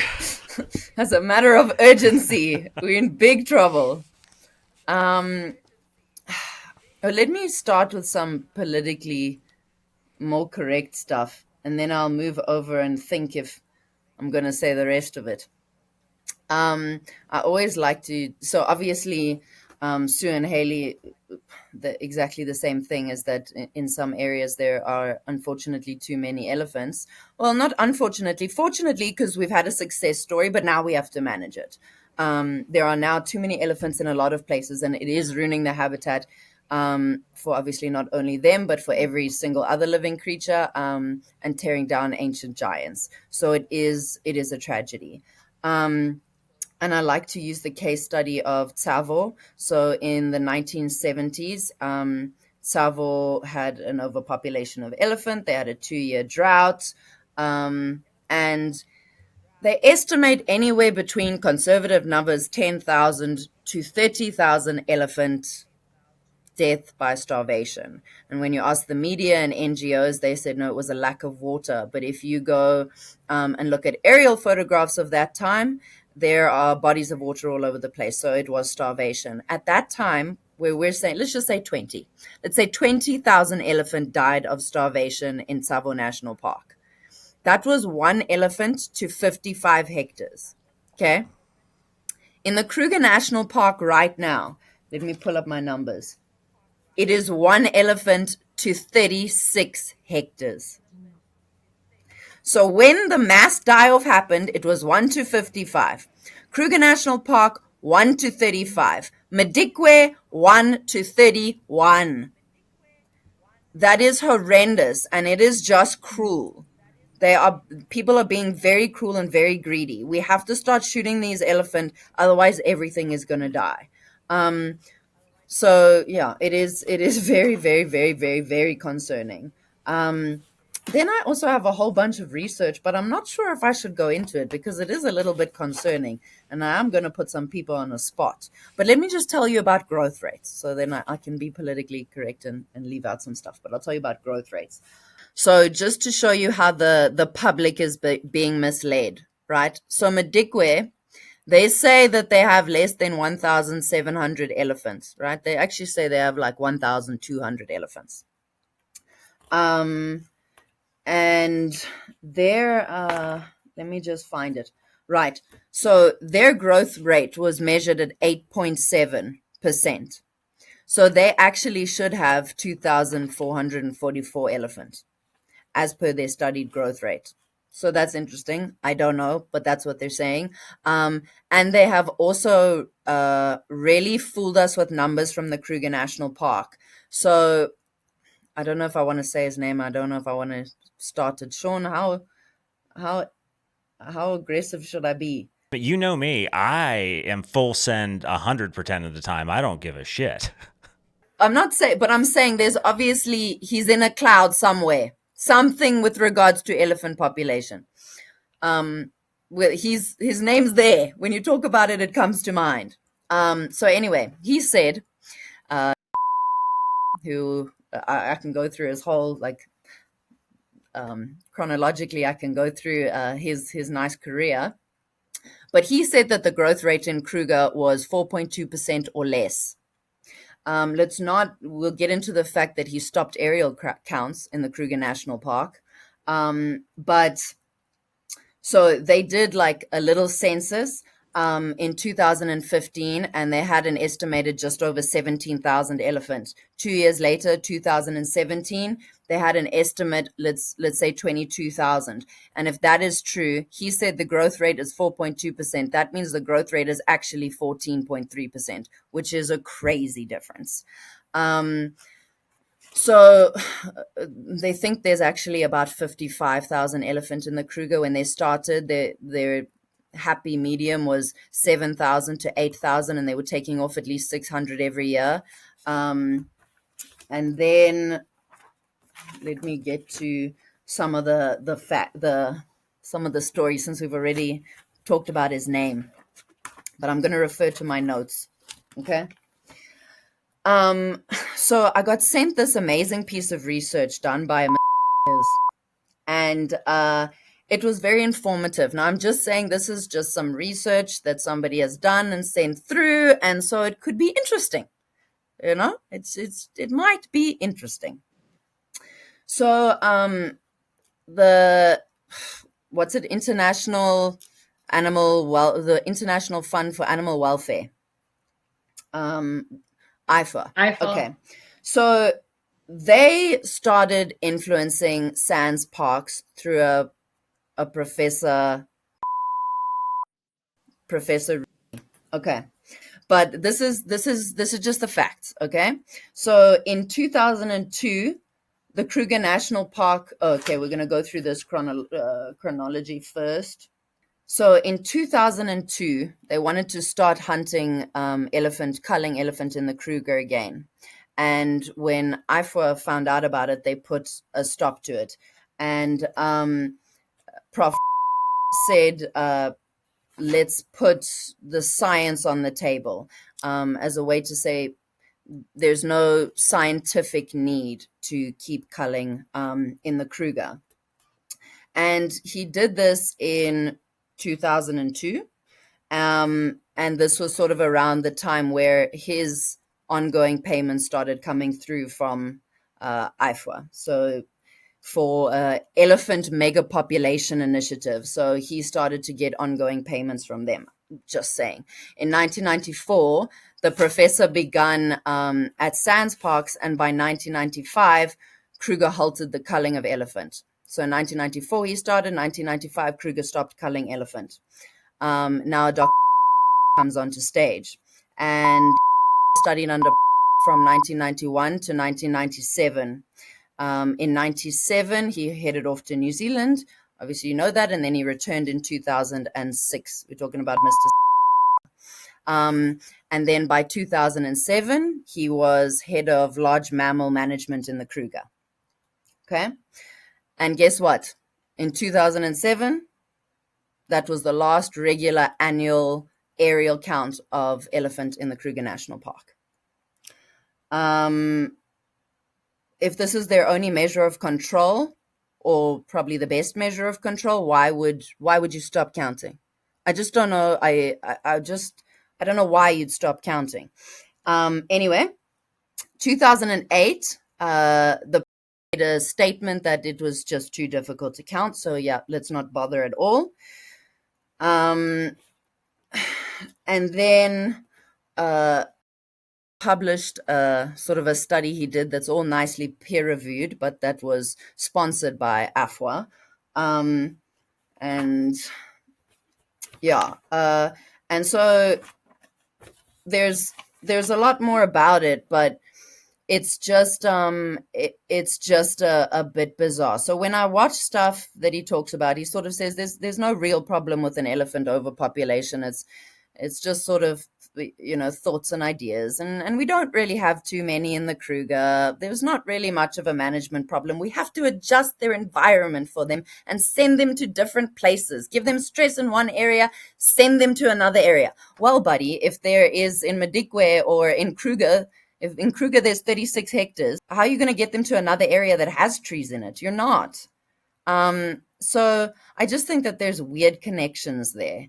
it's so hard because you hear such conflicting things. You know, you hear one management study that says, oh, they can take it, and then other ones that you don't. Yeah, but I mean, you can like just you think said, about you it. follow the money who's behind I mean, the ones you just that said, you said the baobabs they're being, I mean, we can see it. We can see it. What? We could see. What do you mean? But anyway, Haley, I also think you might have something interesting to say since the name is a familiar name to you. Oh no, just having been involved in the Or conservation no comment, plead the sphere. fifth. Yeah, I've read his articles, and I've been to Parliament where he addressed, 2018, and he addressed. So I just know him. Just I don't know him. I've know of him just through living here and involved in conservation, etc., etc. So that's why I know his name and who he is, etc. And I don't know him either. These are just some dates and some Yes. facts. That's all. I want to say just a little bit about IFAW. I don't ever know if I'm pronouncing it right. International Fund for Animal Welfare. I don't know if any of you guys know about that whole Kasunga thing going on, but they raised millions and millions of dollars to relocate 263 elephants. And they took these 263 elephants and dumped them on the border of Malawi and Zambia. And within 2 days, the first shipment of elephants killed, 2 people were dead within 48 hours. Did they stop it and reevaluate? These people had never lived around elephants before. And did they stop it? No. They continued to bring all these elephants. Since then, I think it's up to 12 people have been killed. They've destroyed crops. And these were people who had pretty good livelihoods. They had banana farms, plantations, and these elephants were dumped into the park who they don't know. There was no fences put up, so they came out of the park when there was not enough food there, destroyed their crops, and of course people try to protect their crops. They get killed. There's 55 orphans from it. Millions of dollars of crops destroyed. And will they do anything to even help those people at all? And meanwhile, elephants are dying too. So if you're a person who doesn't care about human welfare, then you should at least care about the elephants, because when people suffer, animals suffer. So what's happened is a lot of those tame 263 elephants, the ones that aren't starving, some of them are being killed in retaliation. So it's a bad situation, and it's one of the first. There's actually a UK lawsuit against them. It's one of the first ones of its kind. So this is something we all need to know about, because again, they raised all this money off of the well-meaning Westerners getting all this money to relocate these elephants, and it's just destroying livelihoods and people and the elephants themselves. But they don't take any responsibility. And I mean, what's 260 elephants going to do? Really? Yeah. Crazy. It's the lack of accountability. They're just dumping all these elephants there and then not being accountable for them afterwards, and just leaving them, and poor villagers being killed. And it's shocking. I think we forget when we're involved in conservation that there are communities as well, and we can't put the cart before the horse. We've got to care for the people. And if we don't, it's just sad. It's sad to see that there are so many people out there that are prepared to be cruel to people just to help animals. In actual fact, they're not helping animals. All they're doing is making themselves feel good, because they're giving money towards something, or they're doing something.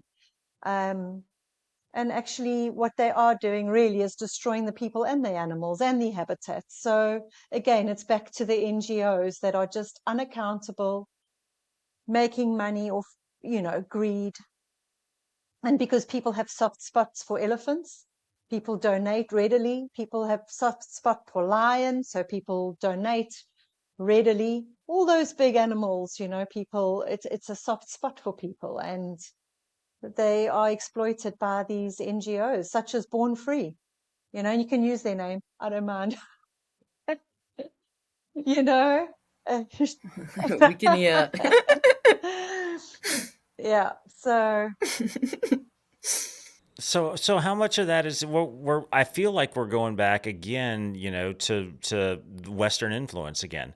How, it seems like you're so many of these stupid freaking decisions are made by people who don't have a connection to Africa other than these NGOs, and it's about trying to make themselves feel better, right? Which I have a problem with, because they're not doing it altruistically. They need, for whatever reason, to pat themselves on the back and say they did something. So let's donate to this fund, or let's donate to that fund, and let's help these elephants. Well, there's always a consequence to everything we do, right? There's never, every time we make a decision, right, wrong, or indifferent, there's a consequence to be had. They don't think like that, and they don't give a shit. So long as they feel good because they just wrote a check to this company to help these poor suffering elephants. Oh, well, some humans died in the process. Well, that's not on me. That's on somebody else. Well, Sean, I'm going to interrupt there. I really believe 99%, and this is me being that optimistic. I really believe most of those people do it with the right intentions. They just are clueless. I mean, I hate, you know what I mean? And you're right. There's probably some who does it just to make them feel good. But I really think a lot of people really think they're helping and they're doing something good, but they just don't understand the consequences and the bigger story. But anyway, you could be right. I could be wrong. I'm going to give people the benefit of the doubt. Yeah, and I'm the opposite with people. I stopped giving the benefit of the doubt a long time ago. I see how cruel people can be and the ugly side of it. the NGOs know exactly what they're doing. I think it's the people that are donating, the older ladies, they have no idea. They swim for Rhino, run for Rhino, pet a club, they're giving out of good intention. But I think the NGOs up at the top know exactly. They're living the life of Riley. Sue, that reminds me of do you remember back in the day the Sarah McLaughlin video for the USPCA or USPCA, the cat video where she sang in the background? That was popular. I don't know. I want to say it was like 10 years ago. That organization made millions off that one commercial. I'm gonna send it to you. You'll remember it instantly. Okay, yeah. It was everywhere, and that's the kind of thing. Still to this day, I go back and I hear that Sarah McLaughlin song. I'm like, oh, she's saving the cats today. That's what she's doing. That was that spade and neuter and door open your cat. But going back around, let's stick with the elephant thing for a second, because there are non-lethal elephant management options. No, they're not. They are not. They are not other options. No, they aren't. And I think we've already hit that. And let me just throw this out there. So the average cost to translocate an elephant is somewhere between $15,000 and $20,000 per elephant. That's the numbers I came up with. Contraception, something we haven't talked about yet, that takes 10 to 15 years to take hold. Neither method is scalable without massive funding and logistics. And then back to the logistics part, where do you put them? Exactly. And about that contraception, from the studies I've read, and again, I'm not an expert, but from the studies I've read, that it really disrupts the family structure of the elephants, because they want to have babies, and it causes all kinds of other issues with the family structure, aside from the fact that it's expensive and just doesn't necessarily work. And you're right. Where are you going to take them to? There are nations in the other nations of Africa that need elephants, but first of all, you have to have a place ready for them to go. They're not going to be poached out, right away. Sarah, you had something to add there? That's it. Yeah, I just say no. There's no other way to handle the problem than to shoot them. Yeah, that was me. And I'm also not an expert, but contraceptives, as far as I'm aware, with elephant have to be done multiple times on the same elephant, and that's unsustainable. And again, when you're giving animals contraceptives, you're not eliminating the problem, you're just trying to stop a further problem. So you have 55,000, you need to get rid of at least 30,000. They need to be gone. They don't just need to be on birth control. And then something that is really amazing is how can a threatened species be on a contraceptive? It's just... Yeah. And there's something else about, they're on a contraceptive, they're not helping the human population. the sustainable use of wildlife, whether it be an impala or an elephant, helps local communities. It provides meat. There's just so many aspects that come from the skin, all these things, if it's done, regulated and all that, of course, but it provides, it's an African resource.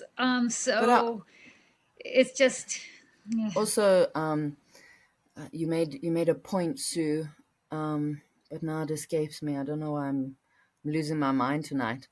I'm going to try to find it. It's gone. But you made a really good point that it's now go out of my mind. Yeah, I think that contraception is not sustainable long term.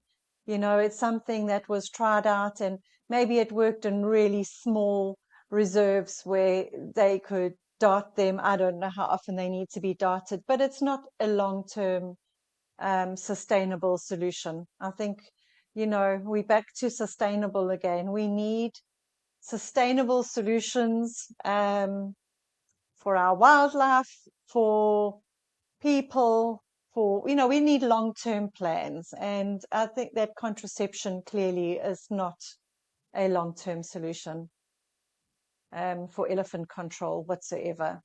Sorry. I remember what I was going to say there. Sue touched on like how giving the elephant contraceptives is not good for their social structure as well, right? With them interacting with the rest of their herd, and it's applicable to females as well. Any kind of contraceptive that you're on is going to massively conflict with your hormones and how things are supposed to go. So you can also think, is it not cruel to put them on those kind of drugs? And something that Haley touched on with the whole sustainable thing. Sustainable is the key. African nations have all these natural resources that could be paying for conservation, that could be paying for to improve human conditions, to help all these stuff. They have all these sources, but the sustainable use model at least utilizes those, and it's sustainable. It pays for itself. Donations do not. It requires other people. And then, so what happens when something like COVID happens and donations drop off? Now you have no funding mechanism to conserve these animals and stuff. Where sustainable use, it's sustainable. It's the whole thing. It's self-funding. That was one of my notes I had about COVID, and during COVID, the ecotourism dropped off so dramatically, and from a cost of operation perspective, that should have opened people's eyes immediately and said, oh wait, there's one thing happens and we're fucked, for lack of a better term, because there's no money coming in anymore. How are we supposed to maintain and manage these things? And the dollar for dollar, hunting contributes a lot more, to conservation efforts than called it phototourism or ecotourism. But yeah, I mean, like I said, the note was COVID just really opened up a bunch of people's eyes to it. It's like, oh wow, that just like you said, that was a oops. Well, you can never depend on one thing. That's it. You have to use every tool in the toolbox. Why eliminate any tools in the toolbox?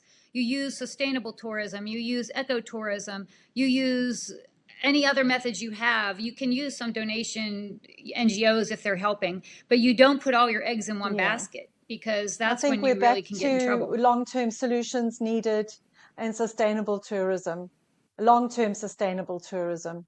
Unfortunately, speaking about COVID, sorry, maybe I'm deviating a little, but what's interesting in the whole tourism field is, well, tourism sector in South Africa anyway, it unfortunately never rebooted to a point where people realized that they could calm down, learn about conservation, just do things slowly, quietly, and camp and sit under the stars and around a campfire and get all their mod cons taken away.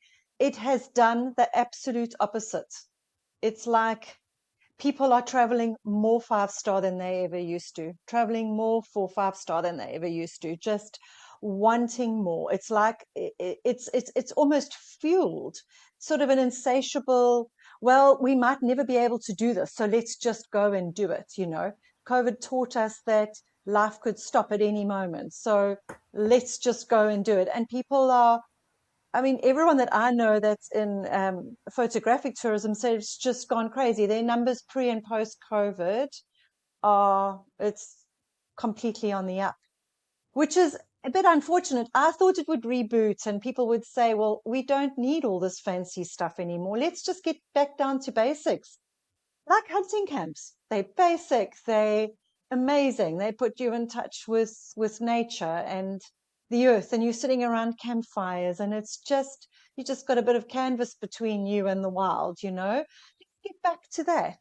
But unfortunately, it's like the West has kind of really, it's imploded in 4-5 star. And I think that's why we're seeing the pressure on Tanzania and the Serengeti now as well. It's suddenly everybody wants to do all these things that they thought they would have a lifetime to do. COVID showed them, no, things can stop short. So they hopped on the bus and they're just doing it. So that's the negative about the whole COVID story. We've talked about rhinos, we've talked about elephants, and kind of this comes up too. These hunting bans, right? So you ban like South Africa, whether it's ban elephant hunting, ban leopard hunting, on and on and on. But does a hunting ban actually reduce human wildlife conflict? I mean, is there any science that says, okay, let's regulate hunting and let's do away with it? Like, let's use Kenya for example. Does that actually reduce human wildlife conflict, or does it make it worse? I'm not an expert, but from the studies I've read, there's still plenty of human wildlife conflict in Kenya. A second. No, I completely second Sue. Wildlife conflict is not stopping. In fact, Kenya's numbers are worse than they were when they were hunting. Kenya's gonna have a big problem. Well, and there's other countries that have done not total hunting bans, but ban hunting of certain species and certain like areas South Africa too. and the leopard. My thing is, 100%. Yeah. So that's a stupid thing. That's a stupid thing with me. The South Africa and the leopard, it's bullshit. 100%. There are plenty of leopards in South Africa. I've seen them firsthand several times myself. I've seen trail cam photos. I've walked in a leopard has walked in my tracks 3 minutes after I've walked through it. I've seen that shit. Schlusslui, there's leopards all over that freaking place, by the way, Haley. Last year, they were everywhere. And that goes, so loss of, just from that too, you've got loss of hunting revenue correlates directly to, and this works everywhere in Africa, it correlates directly to increased poaching and increased livestock loss and increased human fatality. It happens. If you don't manage and regulate that resource, those three things happen every single time. Well, it's the old SSS, shoot, shovel, and shut up, which is what happens from what I hear a lot of times on places, because with no value, maybe not IFAW, not national parks, I'm sure, but in places where there's no value, the people don't want to live with leopards and just destroying their livestock or their game.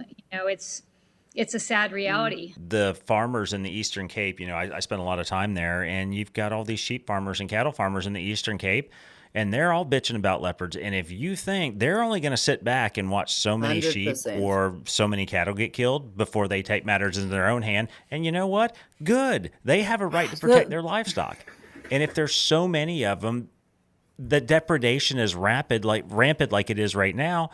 There's so much incentive for South Africa to say, even if it's a limited permit thing and make it extremely expensive, to make some money because of the leopard, instead of just saying, no, we can't touch the leopard. Well, let's sell 3 tags a year, and let's sell them to rich Texans who all are going to pay, $250,000 or more for them, because you get an opportunity to hunt an Eastern Cape wild leopard that's never been done in the history of man or documented, and they're there, we can do that. Well, shit, you can bring in, and that correlates to tens of millions of dollars in revenue and rands obviously, but that's a ton of revenue associated with that, and it's not just the money they pay for the tag, it's the outfitter, it's the staff, it's all the way down through that trickle down effect. And I don't understand, for me, and maybe our two resident South Africans can explain to me why the government fails to act on Sarah, shit like you that. probably would be able to answer. Panthera.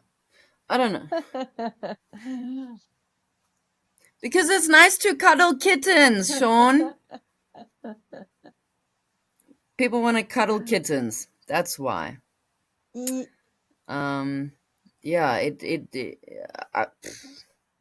I know what else to tell you. From Limpopo to Northwest, we are all crying. People are finding on one corner of their farm 9 different ID'd leopard in a night walk past that camera. It's a problem. And so if we've talked about how more than 86% of South African wildlife is found on private farms,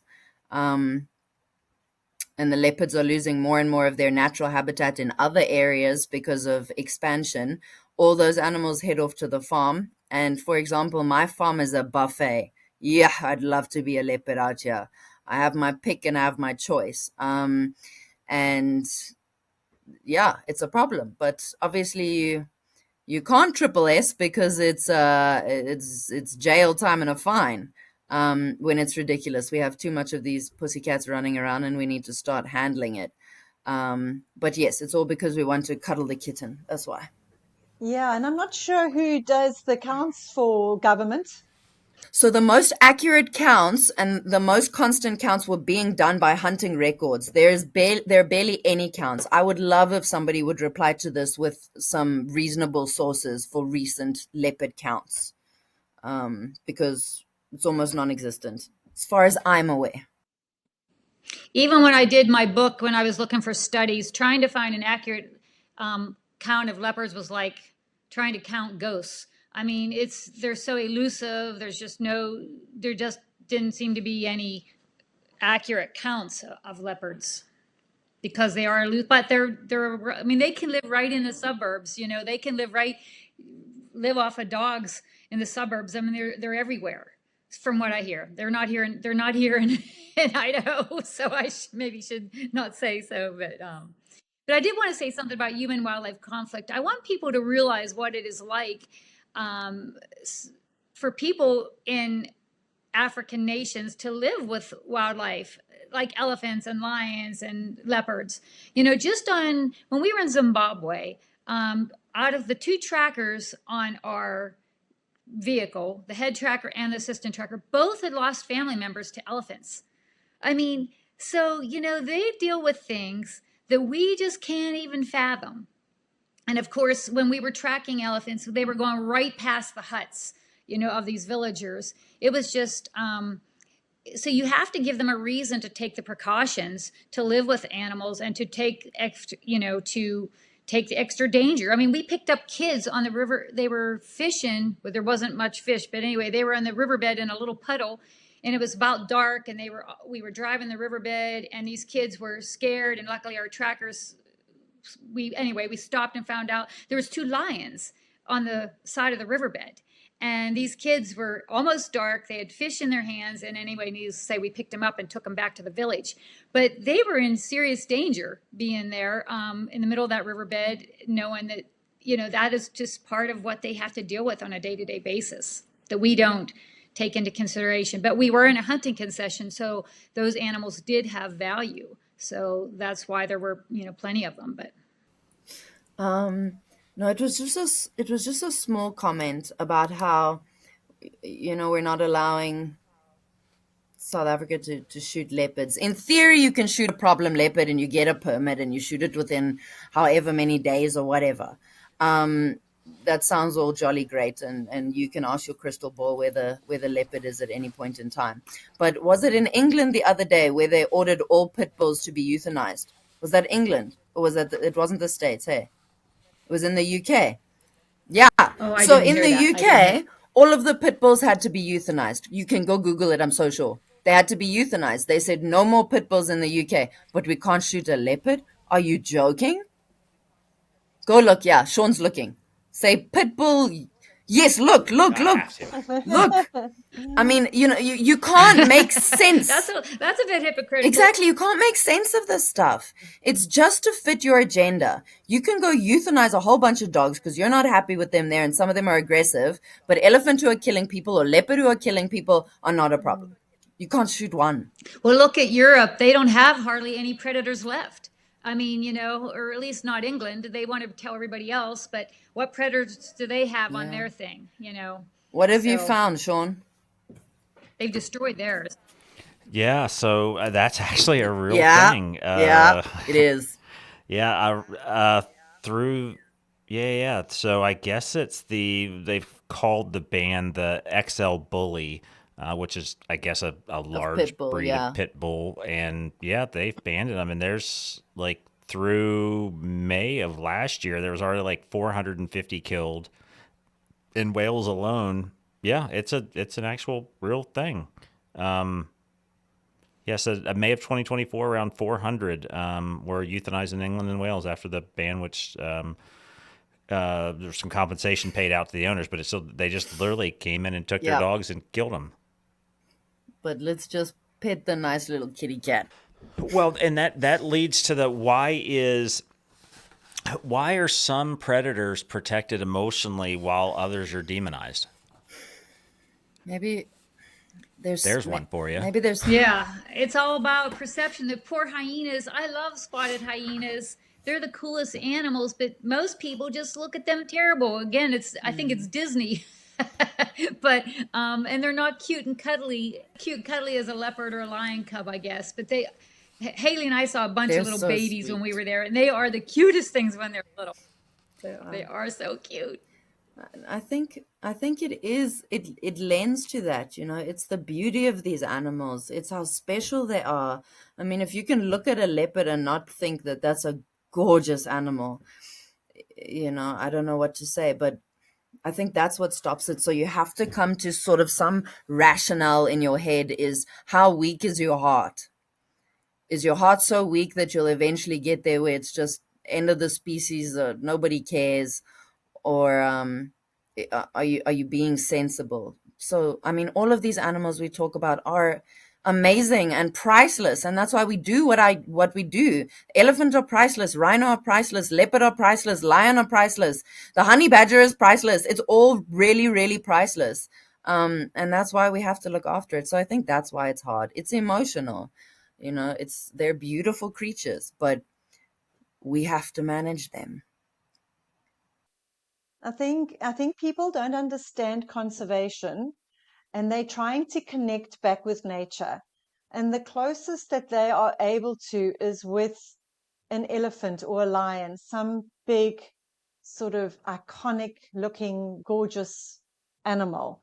They don't really connect with the dung beetle or the hyena. And I think it's their misguided way of trying to come back to nature or trying to connect. So then they put their all and everything into the cute and cuddlies, and they forget that if they don't realize, actually, and it's probably lack of education, etc., that in order to have lion and elephant, all you need to do is protect its habitat. That's all. You don't need to donate towards them. You don't need to do any of these fundraisings for them or swim for them or run for them. You need to protect their habitat. And if you protect habitat, you protect all species, from the dung beetle, the ant, all the way to the elephant and the lion. But they single out these animals that they want to look after and protect, and think that they're doing a great thing because they're looking after one Susie the elephant or one Dumbo but in actual fact, it's just a misguided attempt, I think, to maybe connect back to nature. The humanization of these animals too, and that in Kruger and other parks, they're naming these animals, right? And there's Lion Watch this and that, and what's this lion do? They have their own Facebook pages, and look what happened with Cecil. We've humanized these animals, and I say we very generally because I certainly don't subscribe to that methodology. But, for the most part, it seems like, once we've done that, we've created this inadvertently, this narrative where, oh, we can't touch them. They're cute and cuddly because Disney Channel said so 30 years ago when The Lion King came out. And now we're stuck to that path moving forward. And it's been to our detriment. That's the problem. And if people, there's something I always like to say is conservation doesn't give a shit about your feelings, right? So emotion and your feelings is never paid for conservation. Now, while people can pull on those heartstrings in order to generate money, it's never done a damn thing for it. It's people boots on the ground, making the hard decisions, doing the work that are ultimately responsible for conservation. We can sit here right now on this podcast and we can talk about it till we're blue in the face. But at the end of the day, it's the people on the ground, it's the Sarahs, the Haleys, the people on the ground that ultimately are responsible for making this shit happen. What we hope to accomplish, and I think Sue would go with this, is shine a light on that and help our audiences understand that there is something that we can do about this, and there is a need to intercede. But at the same time, we talk about Western influence. How much of that there's already a problem with Western influence, so why should we be able to tell or help a South African or a Zimbabwean tell them what to do about fucking conservation? So it's very much a double-edged sword and a catch-22 at the same time. Sorry, that's the end of my rant for right now. I think you're right. People concentrate too much on particular animals, and I think true conservation is the whole, like exactly what Haley said. It's the whole system, the whole habitat, and every critter inside of it. And that's what we need to focus on and get away from just protecting one animal at the expense of every other. Yep, I agree. We don't. Animals know how to breed. We don't. We don't have to breed them. We just need to. Look after their habitat, and then they know how to do it for themselves. I think it's all these sanctuaries and these NGOs with the cute and cuddlies, donations for this, donations for that make people think that they need to save a single species, but actually just look after the land, which someone like Sarah is doing, and the animals' populations look after themselves. Managed, obviously, you know what I mean? Managed, yes. I feel like, it's true because I'm not African and I don't have boots on the ground there 24/7. So I think and Sean's the same. So our job, I guess, if you want to call it a job, is just to help be just another voice to try to help people understand and offer that perspective and try to have people look at it from Sarah's point and from Haley's point and from boots on the ground of what it takes for conservation. You guys are incredible. Absolutely. Well, don't toot our horn. Listen, Sarah, you just got Kedar as part of what is it? You got it classified as a conservation easement, private nature reserve. It can never be. Was it? Yeah. Private nature reserve. Very proud. The smile just comes. So forevermore, right? So there's no development, no anything. Furthermore, that's it for 99 perpetuity? years. Yeah. So we thank Good you. job. Praise God. We were declared a private nature reserve, and we really did everything we could because we're under attack right now from the mines. We're the last wetland, mass source of water in the area. And they've exploited everywhere else, and so they're coming to us for chrome and silica and to wash their chrome. So I mean, in the past, I don't know, 3 years, we must have had more than 17 applications right on our borders. My buildings are going to fall. I can see cracks through the farm. And so that 99 years, it protects the property for 99 years, but these bastards can suck the water, from a kilometer away. And so it's quite big. Most of it is illegal, and no processes and procedures are followed. So the fact that I have a scary, clever mother is very useful because she can find all those things that don't work. And it's been successful. We've shut down quite a lot of them, and simply because of, silly silly mess ups. But we're definitely under attack. And I always say that one of our biggest problems, besides the elephant population overpopulation, is the mining in this country. It's very scary, and it's linked to the biggest of the biggest of the biggest. So we're just going to keep fighting and see what happens. But God is good, and God looks after us. And so I'm not going anywhere. So if I go, just know who's around the corner. But yeah, so we did that. We did that so we could fight, for this really special piece of land. And I mean, it's only been in my family for 30 years. But I'll fight to the death for it, like it's been in my family for 5 generations. Yeah. Because it's so special, and we're losing our wildlife heritage. We're losing it. So keep fighting. Yeah. Yeah. Keto Private Nature Reserve. Very exciting. Thank you. Well done. It's not me, guys. Great to hear. Great to hear. Yeah. Well, so that's a great segue into this next section, in that, why is private land essential to, especially, South Africa's conservation success? Explain that to people that haven't been there, or maybe you've only been once on, a 5 or a 7 day safari, that, that aren't fortunate like Sue and I, where we get to go spend weeks on end there every year and really, get to know people. Explain this to everybody, why that's so important versus some other countries that don't. Well, I think I can just take it right back to those figures that I was giving in the beginning. Private land is important because what we've shown is that we could hold 86% of the wildlife in South Africa on private property. You just have to look at the data. You look at the stats of the national parks, and you look at the stats on private farms. That will show you. If we do not have private farms in South Africa, we will not have much wildlife, and that's just I bet both my legs on it. So if we take away, you can just see by the statistics. I mean, even Namibia, when I said 77% of rhino on privately owned land has the best success rates. It's just facts of it's figures and data. And if I can interject for just 1 second, Haley, before you go, and just for our audience to understand too, that's something very unique to South Africa. So in the States, our animals are not owned by individuals, right? So in South Africa, you own your animals, you're responsible to maintain your herds, take care of your animals, do everything, from a conservation perspective, you're responsible for those animals. In the States, it does not work like that, with very few exceptions. In the States, the animals belong to the actual state or the federal government.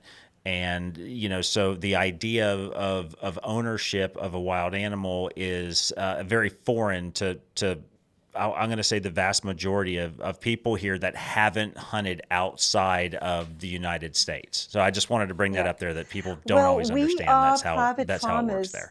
Here in Zululand, and although we don't have fenced wildlife or fenced farms, we do have some free range wildlife that live here and that wander on into the other farms that surround us. We've got quite a lot of bushbuck especially, and we've got quite a bit of indigenous forest. Sue has been to our place, so she's seen that. And so between all the farming area here, there is a lot of indigenous forest, but we also protect this land. We try and give as much back to nature as what we possibly can in our farming techniques.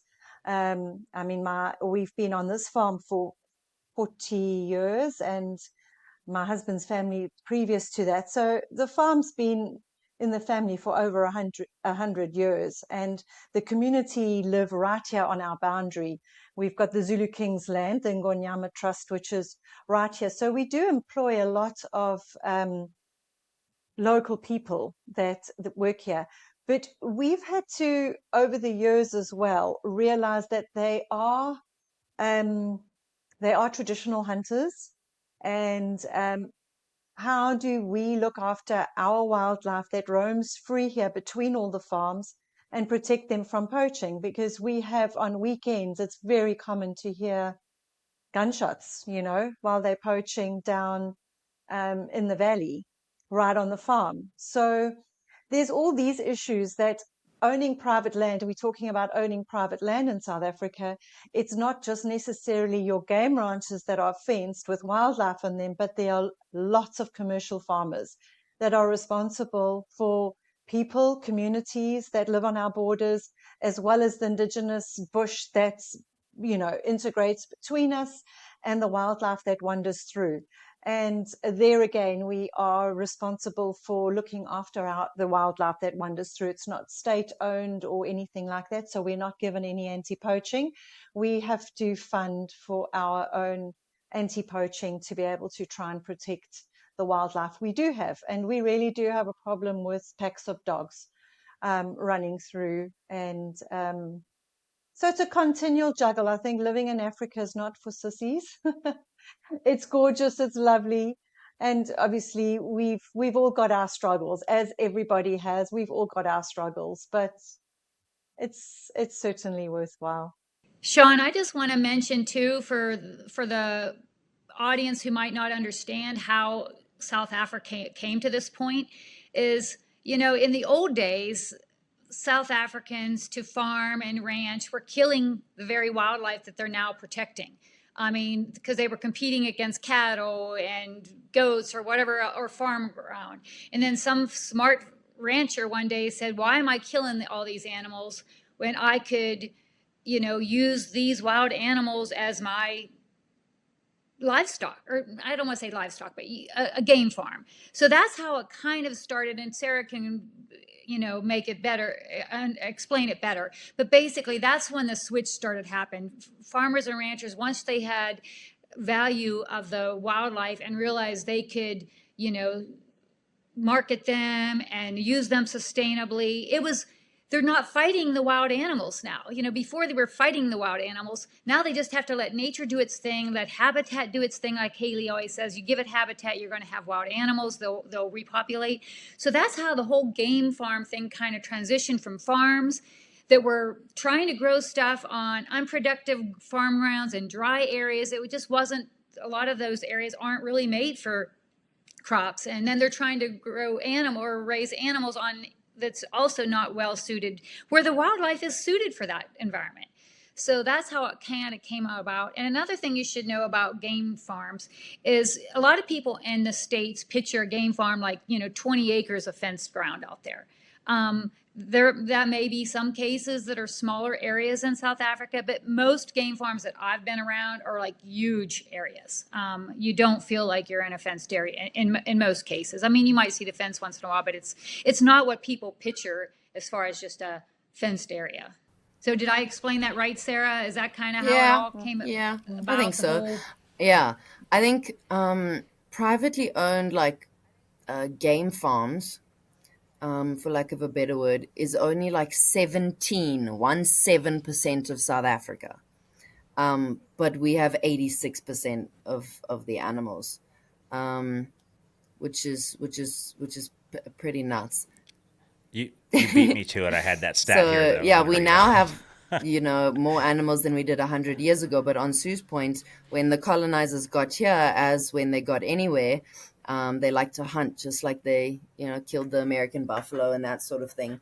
But now we're at a point where we have more animals than we did 100 years ago, which is something really to be proud of. And yes, because we could find an economic value in them. Nobody breeds cows for nothing unless it's attacked right off. They breed them so that they can make money out of them. So same thing applies. I think you did that perfectly, Sue. And I'd also like to make it clear, too, for people to understand that, especially in South Africa, if hunting is not allowed or people stop coming to hunt in South Africa, farmers are going to rip down their fences and they're going to go back to farming cattle and sheep because 100%. It's more profitable. That's what's going to happen. If that happens, South Africa is going to change its model and go back to more of a traditional agriculture style model because they've got fertile land, they've got plenty of land, and it's, you know, frankly, and I think a lot of farmers, I know a lot of game farmers that have converted, you know, gone back the other way. Hey, let's go back to beef, let's go back to sheep. It's just the way it is, you know. So there's a very fine line, and unfortunately, I think, I don't remember what the stat was, but I want to say 75 or 80% of international hunters are from the U.S. that travel to South Africa, come from the U.S. alone.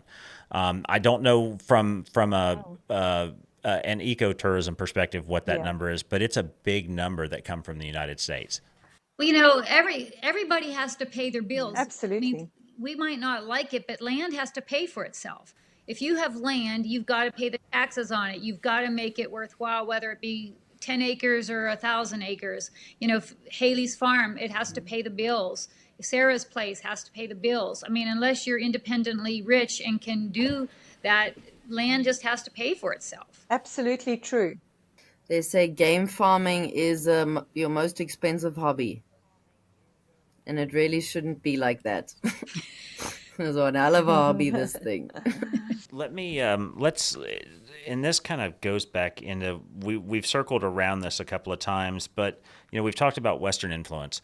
And so is Western influence, and I'm not just going to, not just South Africa, I'm talking about the continent now. Is Western influence helping Africa from a conservation perspective or undermining it? Double-edged sword. Because definitely helping in conservation in terms of hunters, but maybe not in terms of policy. I would say the same. I think in terms of tourism, people coming in, bringing money in, but I think in terms of policy, and I think in terms of enforcing a Western mindset on African people, there's a little bit of that, I don't know, what do they call it? White savior syndrome, where the West feels like it knows more, knows better, and needs to, knows better. Knows better, and needs to teach and preach to Africa on how Africa should be. And it is patronizing and it is very condescending. And I don't even think Western nations maybe even realize that they do that. But seeing it from this perspective, being here, it's very much there that the West does try to dictate our policy, what should happen, what shouldn't happen. And it's very undermining as well. But at the same time, it's a double-edged sword because Africa needs the money, conservation needs the money, business here needs foreign investment and foreign money and tourism, you know. So it's treading lightly so that you don't offend, but at the same time, it's difficult when policy is being dictated to.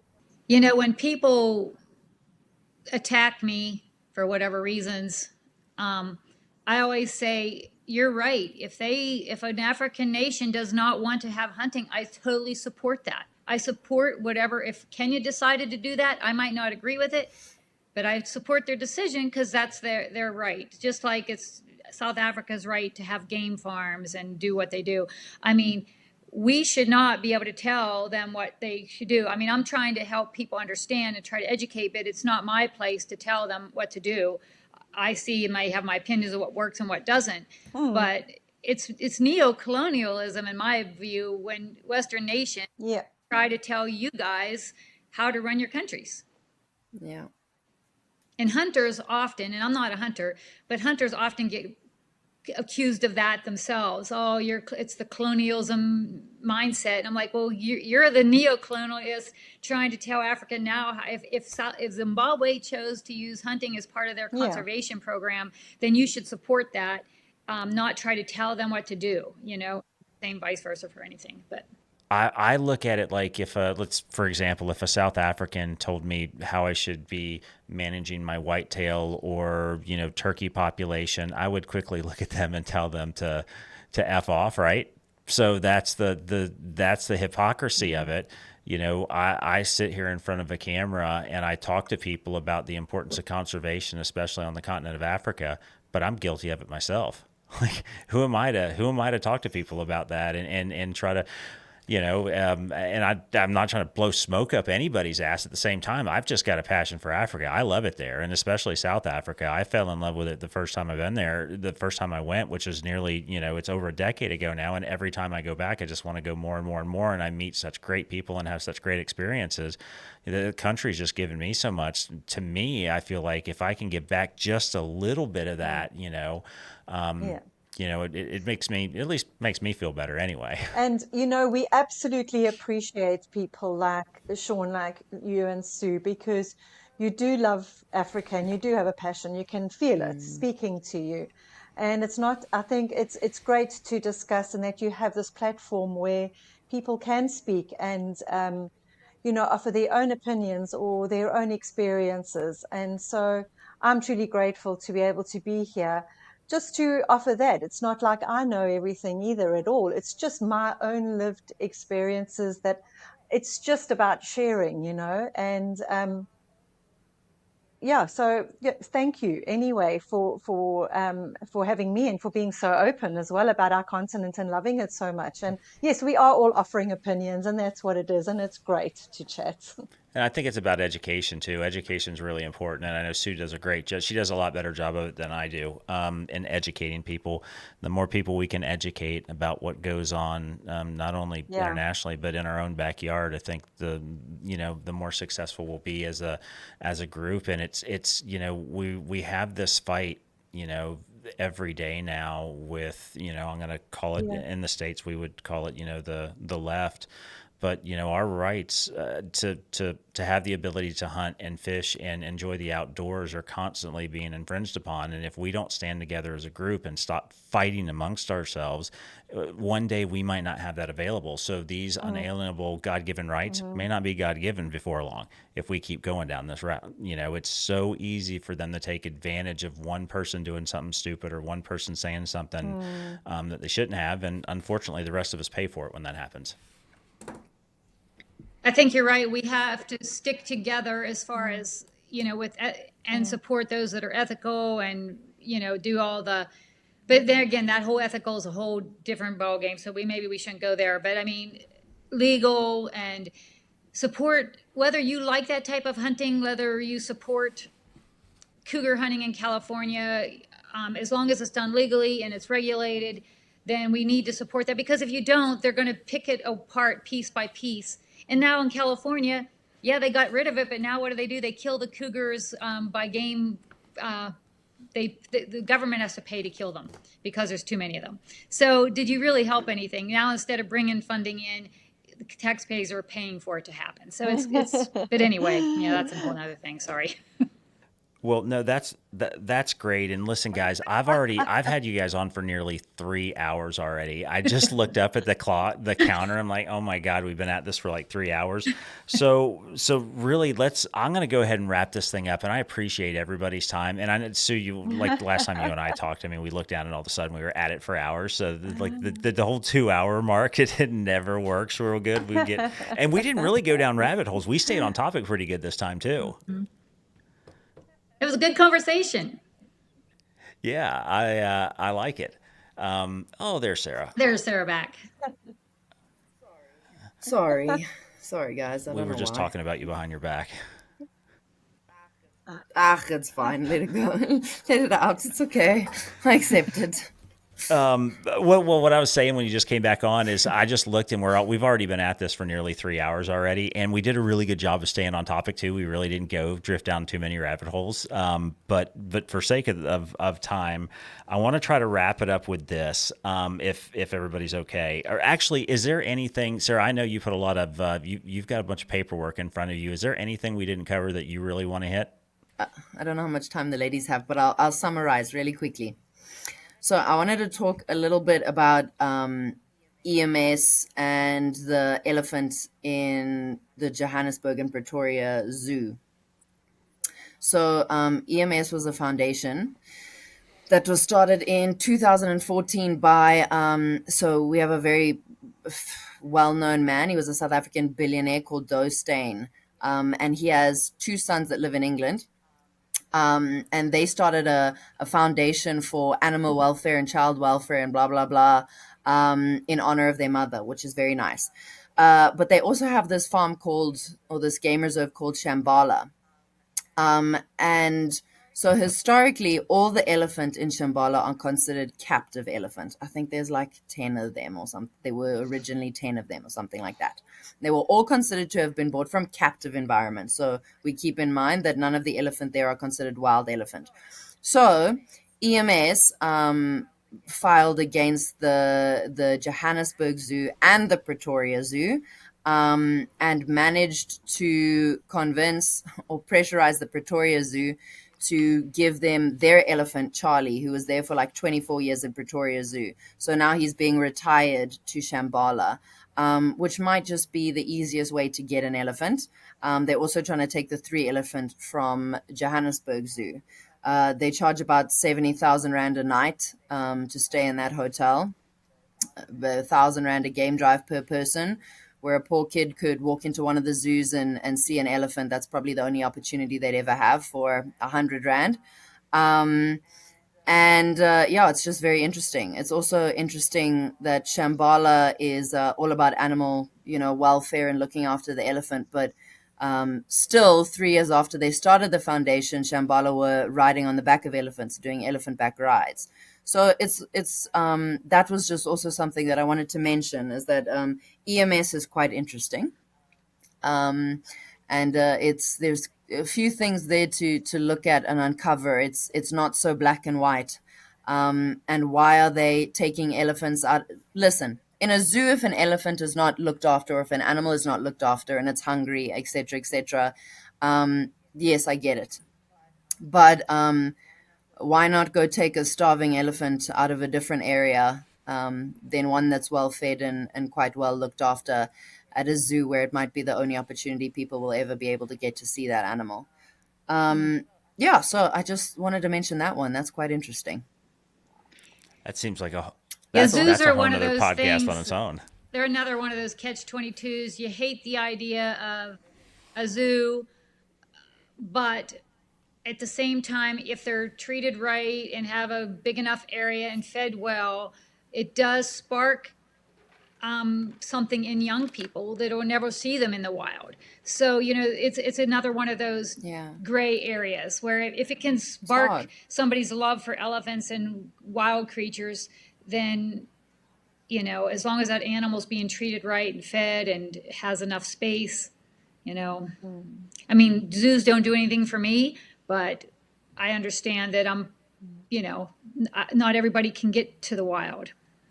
I'm with Sue. I think it's hate them. I hate a zoo. No, zoos are not nice. But I think they do serve a purpose. But more so than that, this is focused on EMS and their ease at taking elephants. That's sort of what it's focused on. Charlie's still behind a fence in like a 40-hectare camp or whatever. But they were just riding on the back of elephants, and now they care about elephant welfare. So it's just quite interesting to me. That's all. But zoos aren't the best. It still goes back to follow the money. Bottom line. But listen, thanks a bunch for coming on today. Like I said, we've been going at this for a while now, and we've got topics in and of itself that could have taken an entire podcast just to focus on. So we breezed through these pretty quickly, and but I just hope we can, for anybody watching, if we give you a little insight to the African continent, and most especially South Africa. I encourage you to reach out, to follow Sarah, to follow Haley, to follow Sue, to read Sue's book. There's so much in that continent, that country in general. Like I said, I fell in love with it, from not just the people, but the history. And then especially when you get to go to places like Kedar and, Paul Kruger's home and walk through it yourself, as an outsider, that's just like the coolest thing in the world. And learning about the Zulu Wars and the Boer Wars. And like, I'm just some random American and I'm learning about all these cool things. And I come back to the States and talk to people about, and it's not just about the hunting, it's about the experience and the traditions and the cultures and the wildlife. life. It's just so cool. So we encourage people to go and to be part of that. But at the same time, we want to shed light on some of these issues. And these are real world issues that, that unfortunately, whether Western influence or not, Americans, especially Americans that travel to that country, they can dictate what happens for the most part. I mean, that the dollar drives too much of what goes, not too much, but proportionately so, I would say.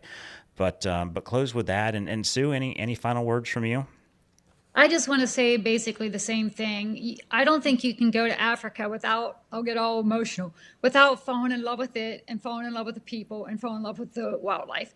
And that's why I work so hard to help people understand the complexities of conservation, because I want everyone to fall in love with Africa and care about its wildlife, care about its people, and travel there. And not to be intimidated.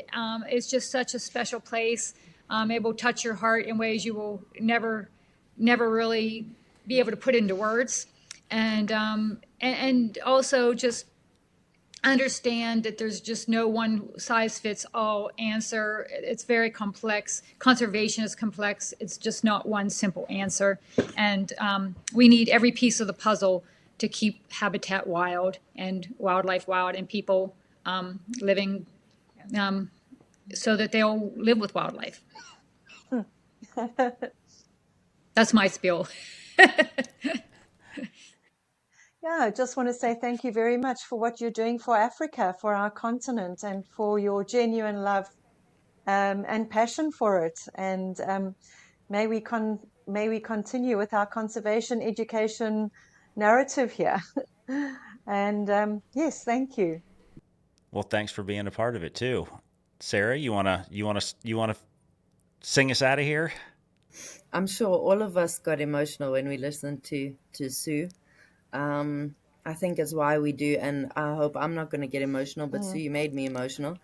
It's why we do what we do, is because we love the wildlife and we love the wilderness, and it's not easy, but it's worth it, and it's worth the fighting and the backlash just to try and preserve our wildlife.